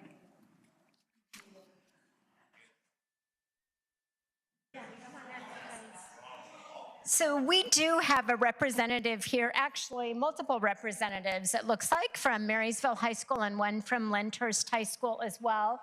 Ag teachers, students that are here. Wow. Oh, you guys are here. Nice. I've been sitting up here and didn't see everybody behind me. So they are going to talk to you about how the Ag Incentive Grant is expensed at their sites and those types of activities that they are allowed to do with the funding that comes through the Ag Incentive Program. Thank you. Please introduce yourselves. Hello, Cabinet and Board. My name is Kayla Coughlin, and I'm one of the ag teachers, and I'm going to start us off with a few things. Do you click or do I click? Perfect. Okay, so the Ag Incentive Grant is actually ran through a state scoring process that we are going to tell you all about. This is really designed for it to be equitable for all agriculture programs, but all across the state, no matter the size of the school, they are scored against this rubric. It is also designed to be output-based. Our output is making sure that we create well-rounded agriculture students. Now, even though Marysville is getting a very hefty sum for us this year, it does not fund our entire program. We actually seek out community service or community support through the Yuba River Endowment, through fundraising, and we work really hard to make sure that we have enough funding to make sure we do all the really cool things that we do. Good evening, everybody. Let me raise this up a little bit. So let's talk about how do you actually qualify. First off, I'm Jake Wheeler. This is my first year at Marysville. I'm the new shop teacher. But how do you qualify for the Ag Incentive Grant? You have to have properly credentialed teachers. These are all criteria you have to meet for the Department of Ed for our funding. You have to have 6 state-approved ag professional developments. We try to go to 8, and it kind of gets us to the next tier. Matt will talk about that in a second. Your course sequences, you have to have 1 pathway with 3 courses. I believe we have 3 of those. And it kind of helps our numbers boost up a little bit more. It has to be an FFA or an SAE supervised agriculture experience, which is a student's projects, and it's intercurricular. So no, intercurricular? Intercurricular, so we can actually grade these kids at 10% of their grade throughout the entire process. Alternative credits, meaning we have dual A through G. All of our classes meet A through G. Dual enrollment and articulation, we're through Butte College and Yuba College. The FFA Constitution bylaws, we have to have those as a chapter. And we have to have 6 chapter meetings. We try to have about 8 every year. And then we have, you need a minimum of 2 ag advisory committees. We actually try to hold 3. All of you are more than welcome to attend one of those. We have one at the fair. Love to have you guys out there, get you guys on some animals as well. But you have to meet all these criteria in order to get it, and then Matt will talk about where we at for that. I'm gonna bring this back down. Good evening, board and cabinet. My name is Matt Kiona, return to my alma mater at Marysville High School, and I want to talk to you a little bit about Ag Incentive Grant and the ranking system that you see in front of you. Now, Ag Incentive has 3 rankings, the first being no funding, second being A-level funding. That is where we have our maximum and minimum target levels. As classroom, you see 535 to 785. And then we also have our top third, which is B-level funding. Now, this is yet again deemed by the state on a committee. We just try and hit those target numbers with especially our student involvement inside and outside of the classroom. Now, for classroom, we are still in an A-level funding. This is where we as a department is trying to get more of a retention for students. That is where we are lacking. We are trying to retain students through all 4 years of their high school career here at Marysville High School. Also, our leadership. This is where you see those students with their blue jackets, their names on the front of their coats, and the names of the high school and the state that they are representing. We took 198 students outside of our high school to above the chapter level activities last year and absolutely did amazing, and we hope to increase that number above 200 this year. Next, we have SAE, which is a supervised agricultural experience. This is where 90% of this project that they are doing are out in their communities or at their homes, or they're at a placement somewhere inside this community. That is where 10% is done inside the classroom. This is where we want students to be involved outside. Lastly, our program. This is where we as an entire program are looked at, not only with our students, but with us as educators. This is where us individually are going to 8+ professional developments throughout the entire course of the year, where we had a student teacher last year help join us, and that helps boost our numbers above to help get us higher funding for our students. Thank you. Good evening, my name is Alexandra Smith. This is my 3rd year in the Ag department at Marysville High School. We spend our AIG on travel because those 8 PDs are required from all teachers. We strongly believe in investing in the quality of our teachers because that PD of us learning and always improving and getting better goes directly back to our students and benefits them. Some amazing PD that we get to attend is CASE. We travel and learn curriculum that is project-based learning, hands-on learning. It changed my classroom where students came in every day and said, "What are we doing today?" I was like, that's amazing. It also allowed us to articulate our advanced classes with Yuba College.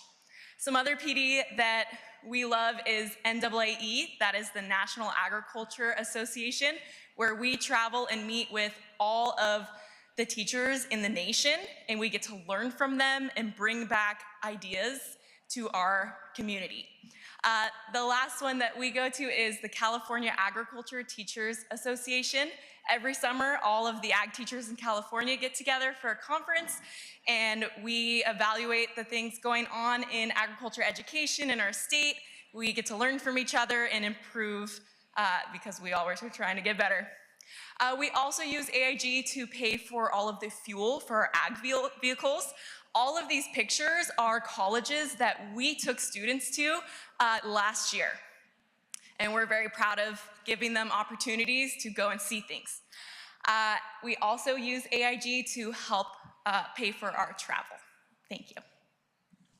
Oh, I'm not done, so sorry. These pictures I'm very proud of, and I know they are too. These are from our classroom, and these are the hands-on learning experiences that we get to provide our students. The PD that AIG provides helps us do these, and then also AIG helps pay for the supplies for these activities. Having this funding helps us provide students with being able to dissect their fetal pig or ag welding supplies. So we're very proud of the materials that this helps pay for. Thank you. And I'm Maria Kogler. I teach in the social science and agriculture departments at Marysville High. And the last thing that AIG helps us pay for is actually our student leadership packages. So between the state FFA and the national FFA, we have to pay dues every year to be part of this giant youth organization. It's actually the largest in the nation. And it also helps pay for AET, which is that agricultural experience tracker. That's how our students track their program involvement with FFA, their SAE or their supervised agricultural experience hours, and their time and energy spent there. And it's also how we report back to the state in order to qualify for this AIG funding in general. Thank you. So AET is a big part of it. The Ag Incentive Grant and everything is through AET. It's an online document, like Mr. Koger was saying. It is an evolving document that's been going through it throughout the entire years, and it's going to keep evolving as we go through. But we're doing the best we can. We believe our students are kicking it out there. I'll be nice out there. They're doing great things, and we just look forward to kind of showcasing them to you guys, and if any questions that we can answer for you guys. Any questions? Great job. Thank you. Thank you for all you do. Thank you.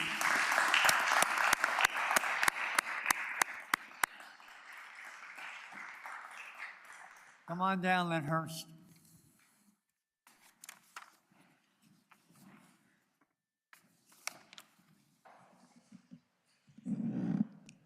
Good evening, Board of Trustees, members of Cabinet, and members of the MJUSD community. My name is Chase Bisbee, and I have the honor and privilege of serving as an agriculture teacher and FFA advisor at Olivehurst High School. And tonight, I'm joined by one of our FFA superstars, Miss Elizabeth Silva, who currently serves as the Olivehurst FFA president and the first ever from Olivehurst High School regional FFA officer. So she's currently serving as a Superior Region Secretary, about 60 schools in Northern California, and we're just super stoked and proud of her and excited that she's going to be here tonight to share with us.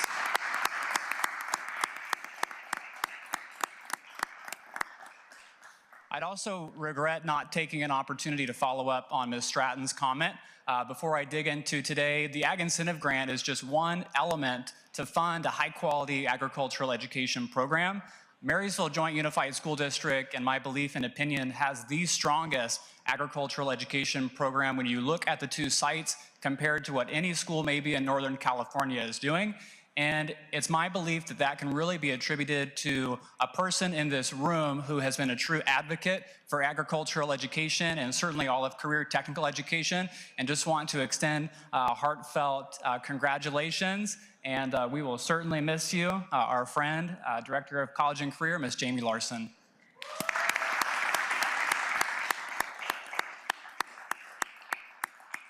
And so with that, the Agricultural Incentive Grant is just one tool in our tool belt of how we fund this very high quality program. There are many people in the audience today who are products of agricultural education. Is it harder compared to other CTE programs? Absolutely.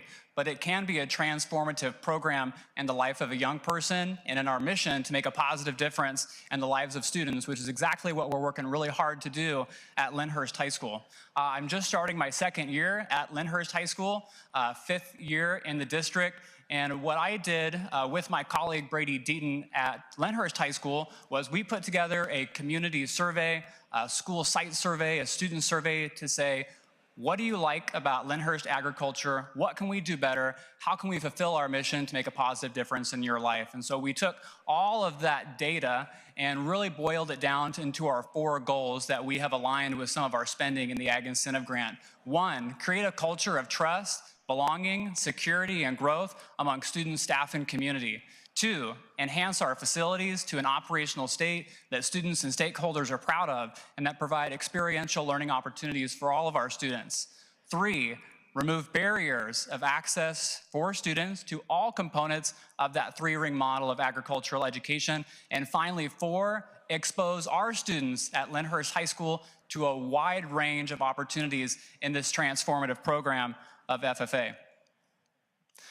Now, just like Marysville High School shared, the amount of money that we get is a reflection of what we did in the previous year. And so it's no surprise in the 23-24 school year, when we arrived at Olivehurst High School, we were granted less money than we are this year. And it's our projection that this total growth will continue to trend upwards as we meet some of those metrics that were outlined previously. And so last year, we were allocated a little over $9,000. And this year, for the 24-25 school year, we're looking at a little over $13,000.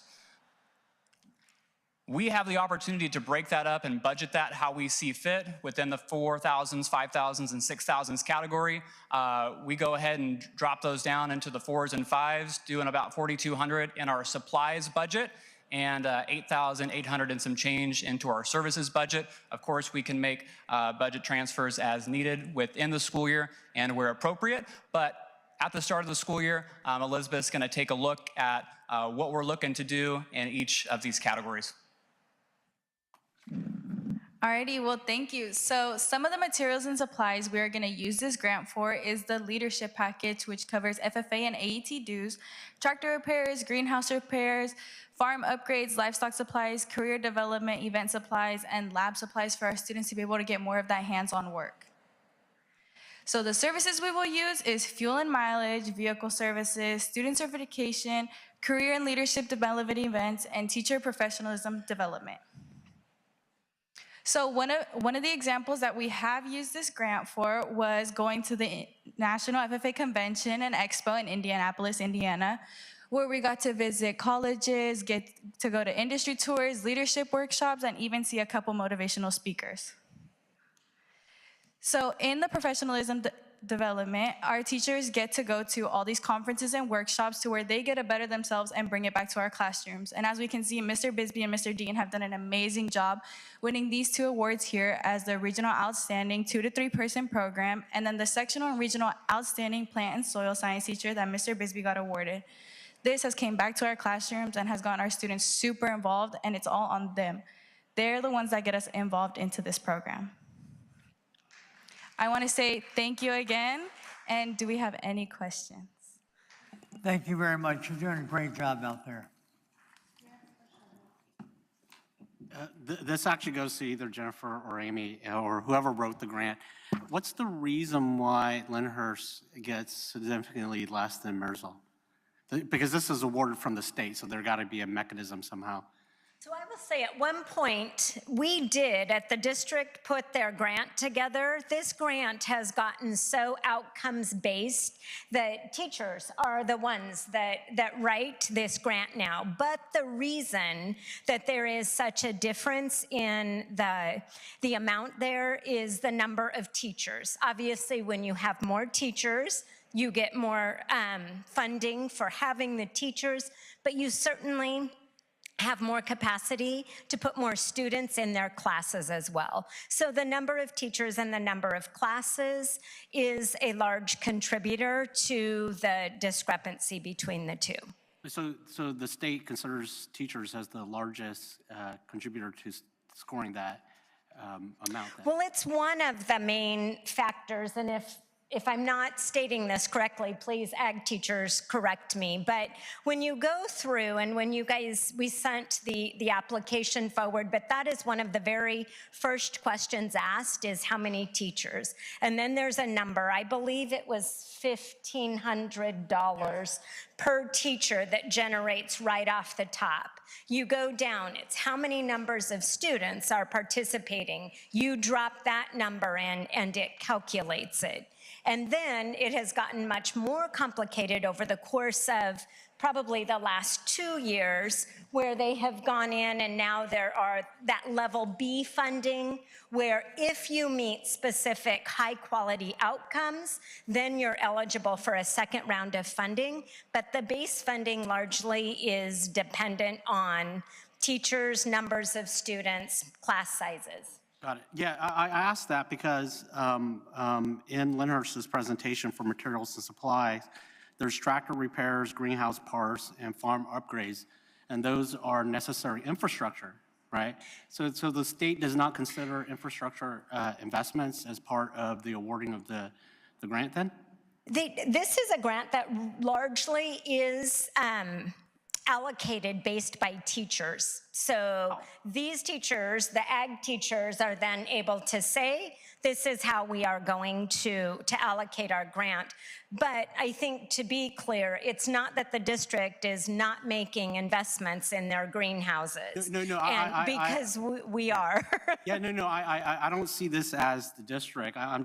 This is the state not awarding schools that need the infrastructure investments to begin with the money. And I just want to make sure that my understanding is correct, is that because the awarding comes from the state, it's based on teachers, so it is, that's what the state judges us by. It is what it is. It's formula-driven, for sure. This is a formula-driven grant. Okay, so I just want to make sure that for Olivehurst's program, if there is infrastructure investment, we seek money to be able to do that as well, so that we grow the Olivehurst program to the same size, so that they can get future size grants as well. Agreed. I think Chase would say the same things. You know, Olivehurst over the last 2 years have just grown leaps and bounds in terms of the outcomes that are happening from their ag program. I know that he is actively lobbying to try to grow his program as well on the Olivehurst campus, and they certainly have had a lot of really fantastic outcomes that they haven't had in the past. When you take a look at, you know, Elizabeth talking about some of the things that she's been able to go and do and experience, and her fellow students over the last few years, those just weren't opportunities that were available to them. So we're starting to see that the ag program at Olivehurst really become quite robust and competitive, like Marysville, and Marysville certainly has an outstanding ag program. Well, I just want to congratulate all of you guys for what you've been doing, and you know, this is definitely a growth industry for this area and for our district. And I know everybody's doing as much as they can to accelerate that as we can. But I certainly congratulate the current staffs and your outstanding students for all you've done. For sure. It's remarkable. It takes a lot to be an ag teacher. They dedicate a whole lot of extra time during the day and weekends and summers, and it is a very, very dedicated group of educators. Well, thank you. Now what we have is I had one quick question. Jennifer, maybe you can answer this. On the 48,823.96, is that before or after indirect? The 48,823.96, is that before or after indirect? Total grant. The total, yeah. Total. Is that before or after indirect? That's the total? Before and after? Is that before indirect? Oh, well, that's with indirect. That's with indirect That's applied? the total allocation. After indirect? No, that's total. Okay, so Total. you still haven't, what's our indirect rate on that? I don't know what it is on the grant, but I think ours this year is 6 point something, but each grant has a different Okay. indirect rate. Thank you.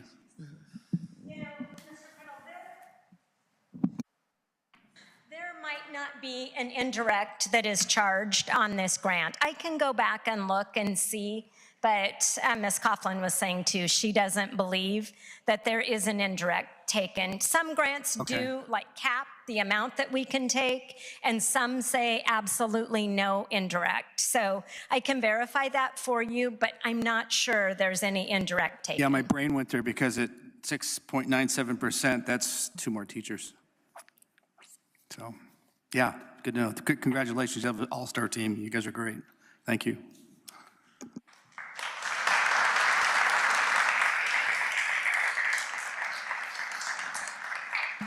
So we have 20.2, accept the grant award. So now we have to vote to accept the award. Do I hear a motion? Motion by Dr. Yang, second by Gary Criddle. All those in favor say aye. Aye. Opposed? Motion carries. Thank you for all you do. Now we're at 21.1. Initial bargaining proposals, Sunshine, from the MJUSD to CSEA, number 326, public disclosure and action for the 2023 through 26. Per our contract with CSEA, bringing forward various articles that are listed there for the board for both CSEA and the district to begin negotiations with our 326 chapter. Are there any questions for Mr. Reeves? If not, do I hear a motion? Motion approved by Allison Hasty. Is there a second? Second by Derek Criddle. All those in favor say aye. Aye. Opposed? Motion carries. Now we're at public comments. We have several public comments. Nick Carlo Orozco? Roscoe, sorry. All right. Good evening, ladies and gentlemen of the board. I actually have a whole other comment, but just feel it's important to reiterate that unless it's changed as the school year has gone on, when teachers ask administrators for instructional materials, so following their chain, and the administrators reach out to the district office, unless it's changed in the last few months, there are times that they are met with, well, you should have that in your inventory, or well, you bought that in 2017, or since you already have that, that needs to come out of your site funds. Okay, what does that do if not incentivize not pursuing obtaining the curriculum? If you're telling folks that they have to take something else away to get that curriculum. Okay, anyhow, just felt that was important to reiterate. Because while, like I mentioned before, my curriculum issue has been taken care of this school year, and I appreciate that it's been taken care of and the hard work of those who helped with that, but that's not the case for many of my colleagues. Okay, back to where I meant to go. I've stood here before to express my concerns regarding the leadership and direction of our district, and almost all my points, particularly those regarding retaliation and instructional materials, were proven true yet again immediately after my last comment. Hopefully this one doesn't get me back in HR, but oh well. But today I'm here regarding a different matter as far as district leadership, more specifically our negotiations process and how it's hindering our district's success. Okay, I've been in plenty of negotiations, closed sessions, where I've been reminded that language costs money. And here we are with our negotiations where there's not the necessary movement on safety language.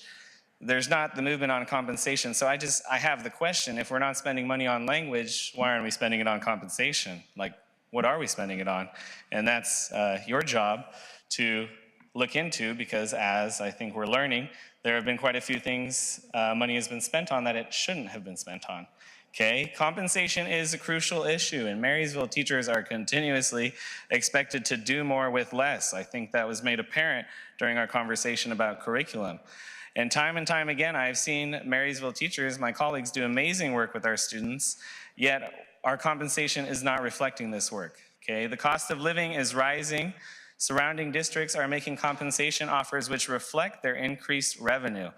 I know in Yuba City, the compensation offers were directly tied to how much actual revenue was increasing, because we might like to discuss that COLA is based on students, but Marysville's in the unique position where students are increasing. Marysville is growing. Yuba County has plenty of development, and the enrollment is reflecting that. So I don't understand why the compensation offers don't reflect that, okay? I urge the board to take a stand in support of teachers during these negotiations. We deserve safe classrooms and fair compensation. Thank you.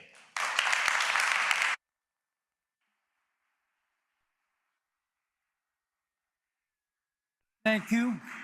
Ivan Solis. Solis? Angela Stiegel.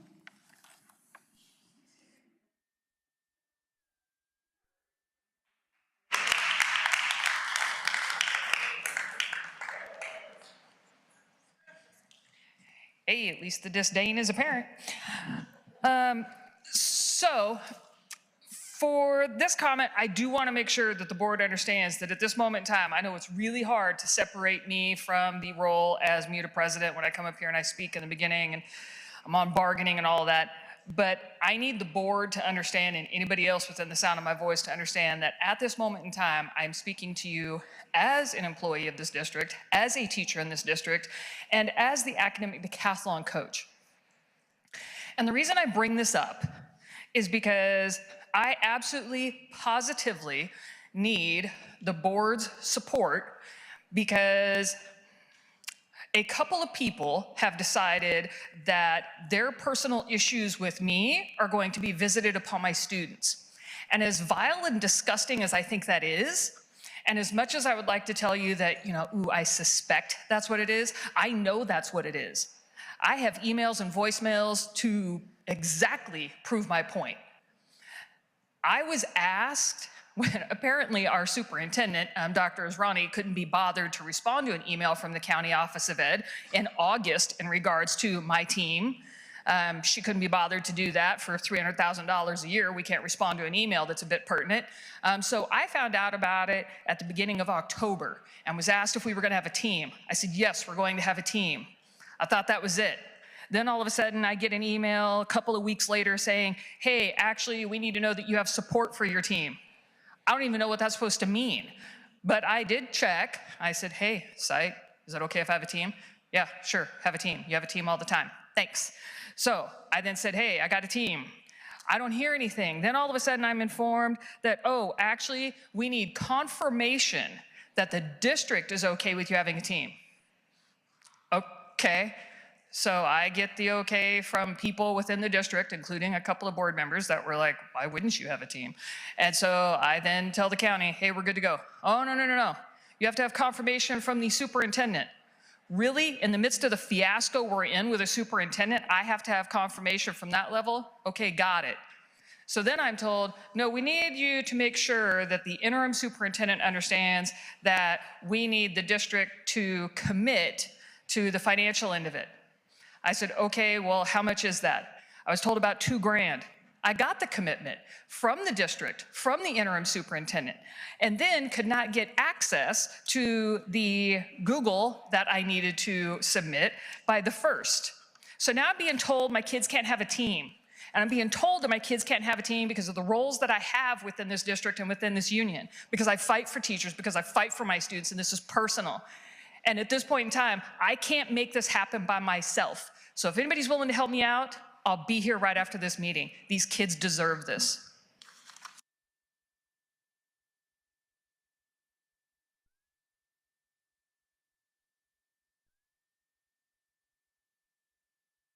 Our last public comment is Kayla Conklin. If I said that wrong, I'm sorry, dear. Good evening, board. My name is Kayla Coughlin, and I'm an alumni of Browns Valley Elementary, Foothill Intermediate, and of Marysville High School, and I'm a proud product of Marysville High School Ag Department. Tonight, I am here to simply ask for the opportunity for my students of Marysville FFA to speak to you. We were denied this option twice now. I simply know that your time is very valuable and there's a lot of important issues in front of you, but we all need to see the students in our district. These students are working really hard on learning technical skills, developing into well-rounded, community-minded leaders, and for their hands-on projects, they are competitive in our community, our state, and our nation. I truly believe that you as the board and the cabinet deserve the opportunity to hear from the students of Marysville FFA. Thank you.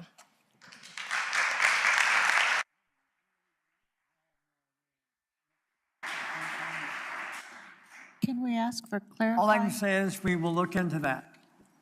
Meeting adjourned.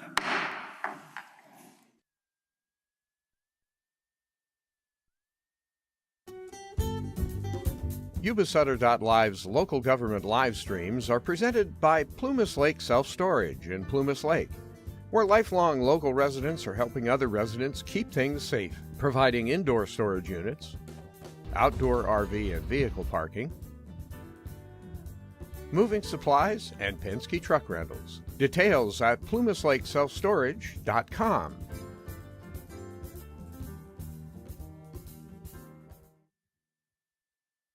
In Marysville, where roots run deep, McNally Appliances promises to keep the best brands with a smile on its face. We service what we sell, it's a warm embrace. Competitive pricing you can't ignore. With every purchase you'll love it more. From fridges to washers, all in a line. We install with care to make it shine. Major brands, trusted and true. McNally Appliances is here for you. Oh, Nally McNally, we're your first choice. In Marysville, we help you rejoice. We service what we sell, no need to stress. At McNally Appliances, we're simply the best. Our promise stands, we'll always be here.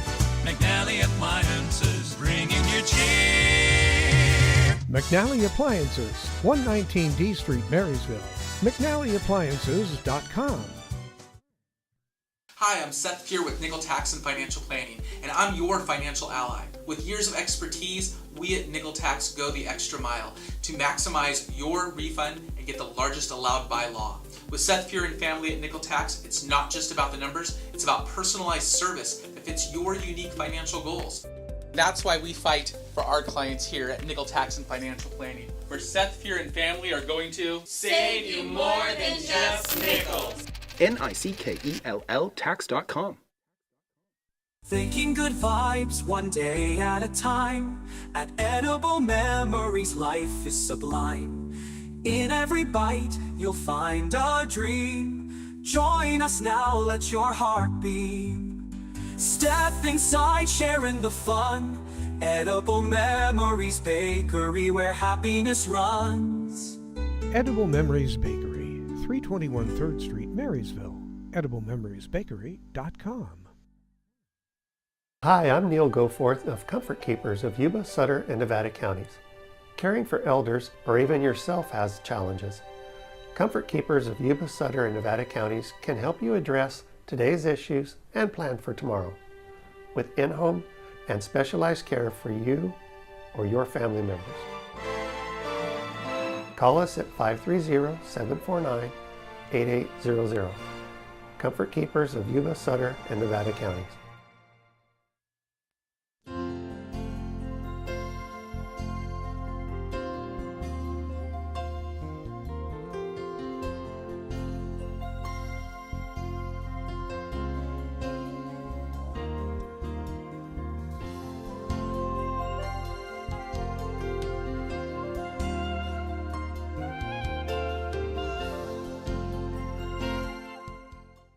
In the heart of the valley, we rise so bright, where the news flows freely in the morning light. Yuba-Sutter.live, where truth comes alive. Every Tuesday's a journey, it's where we thrive. Watch it unfold. Yuba-Sutter.live, in the heart of our home. Be informed, be wise. Yuba-Sutter.live, we capture it.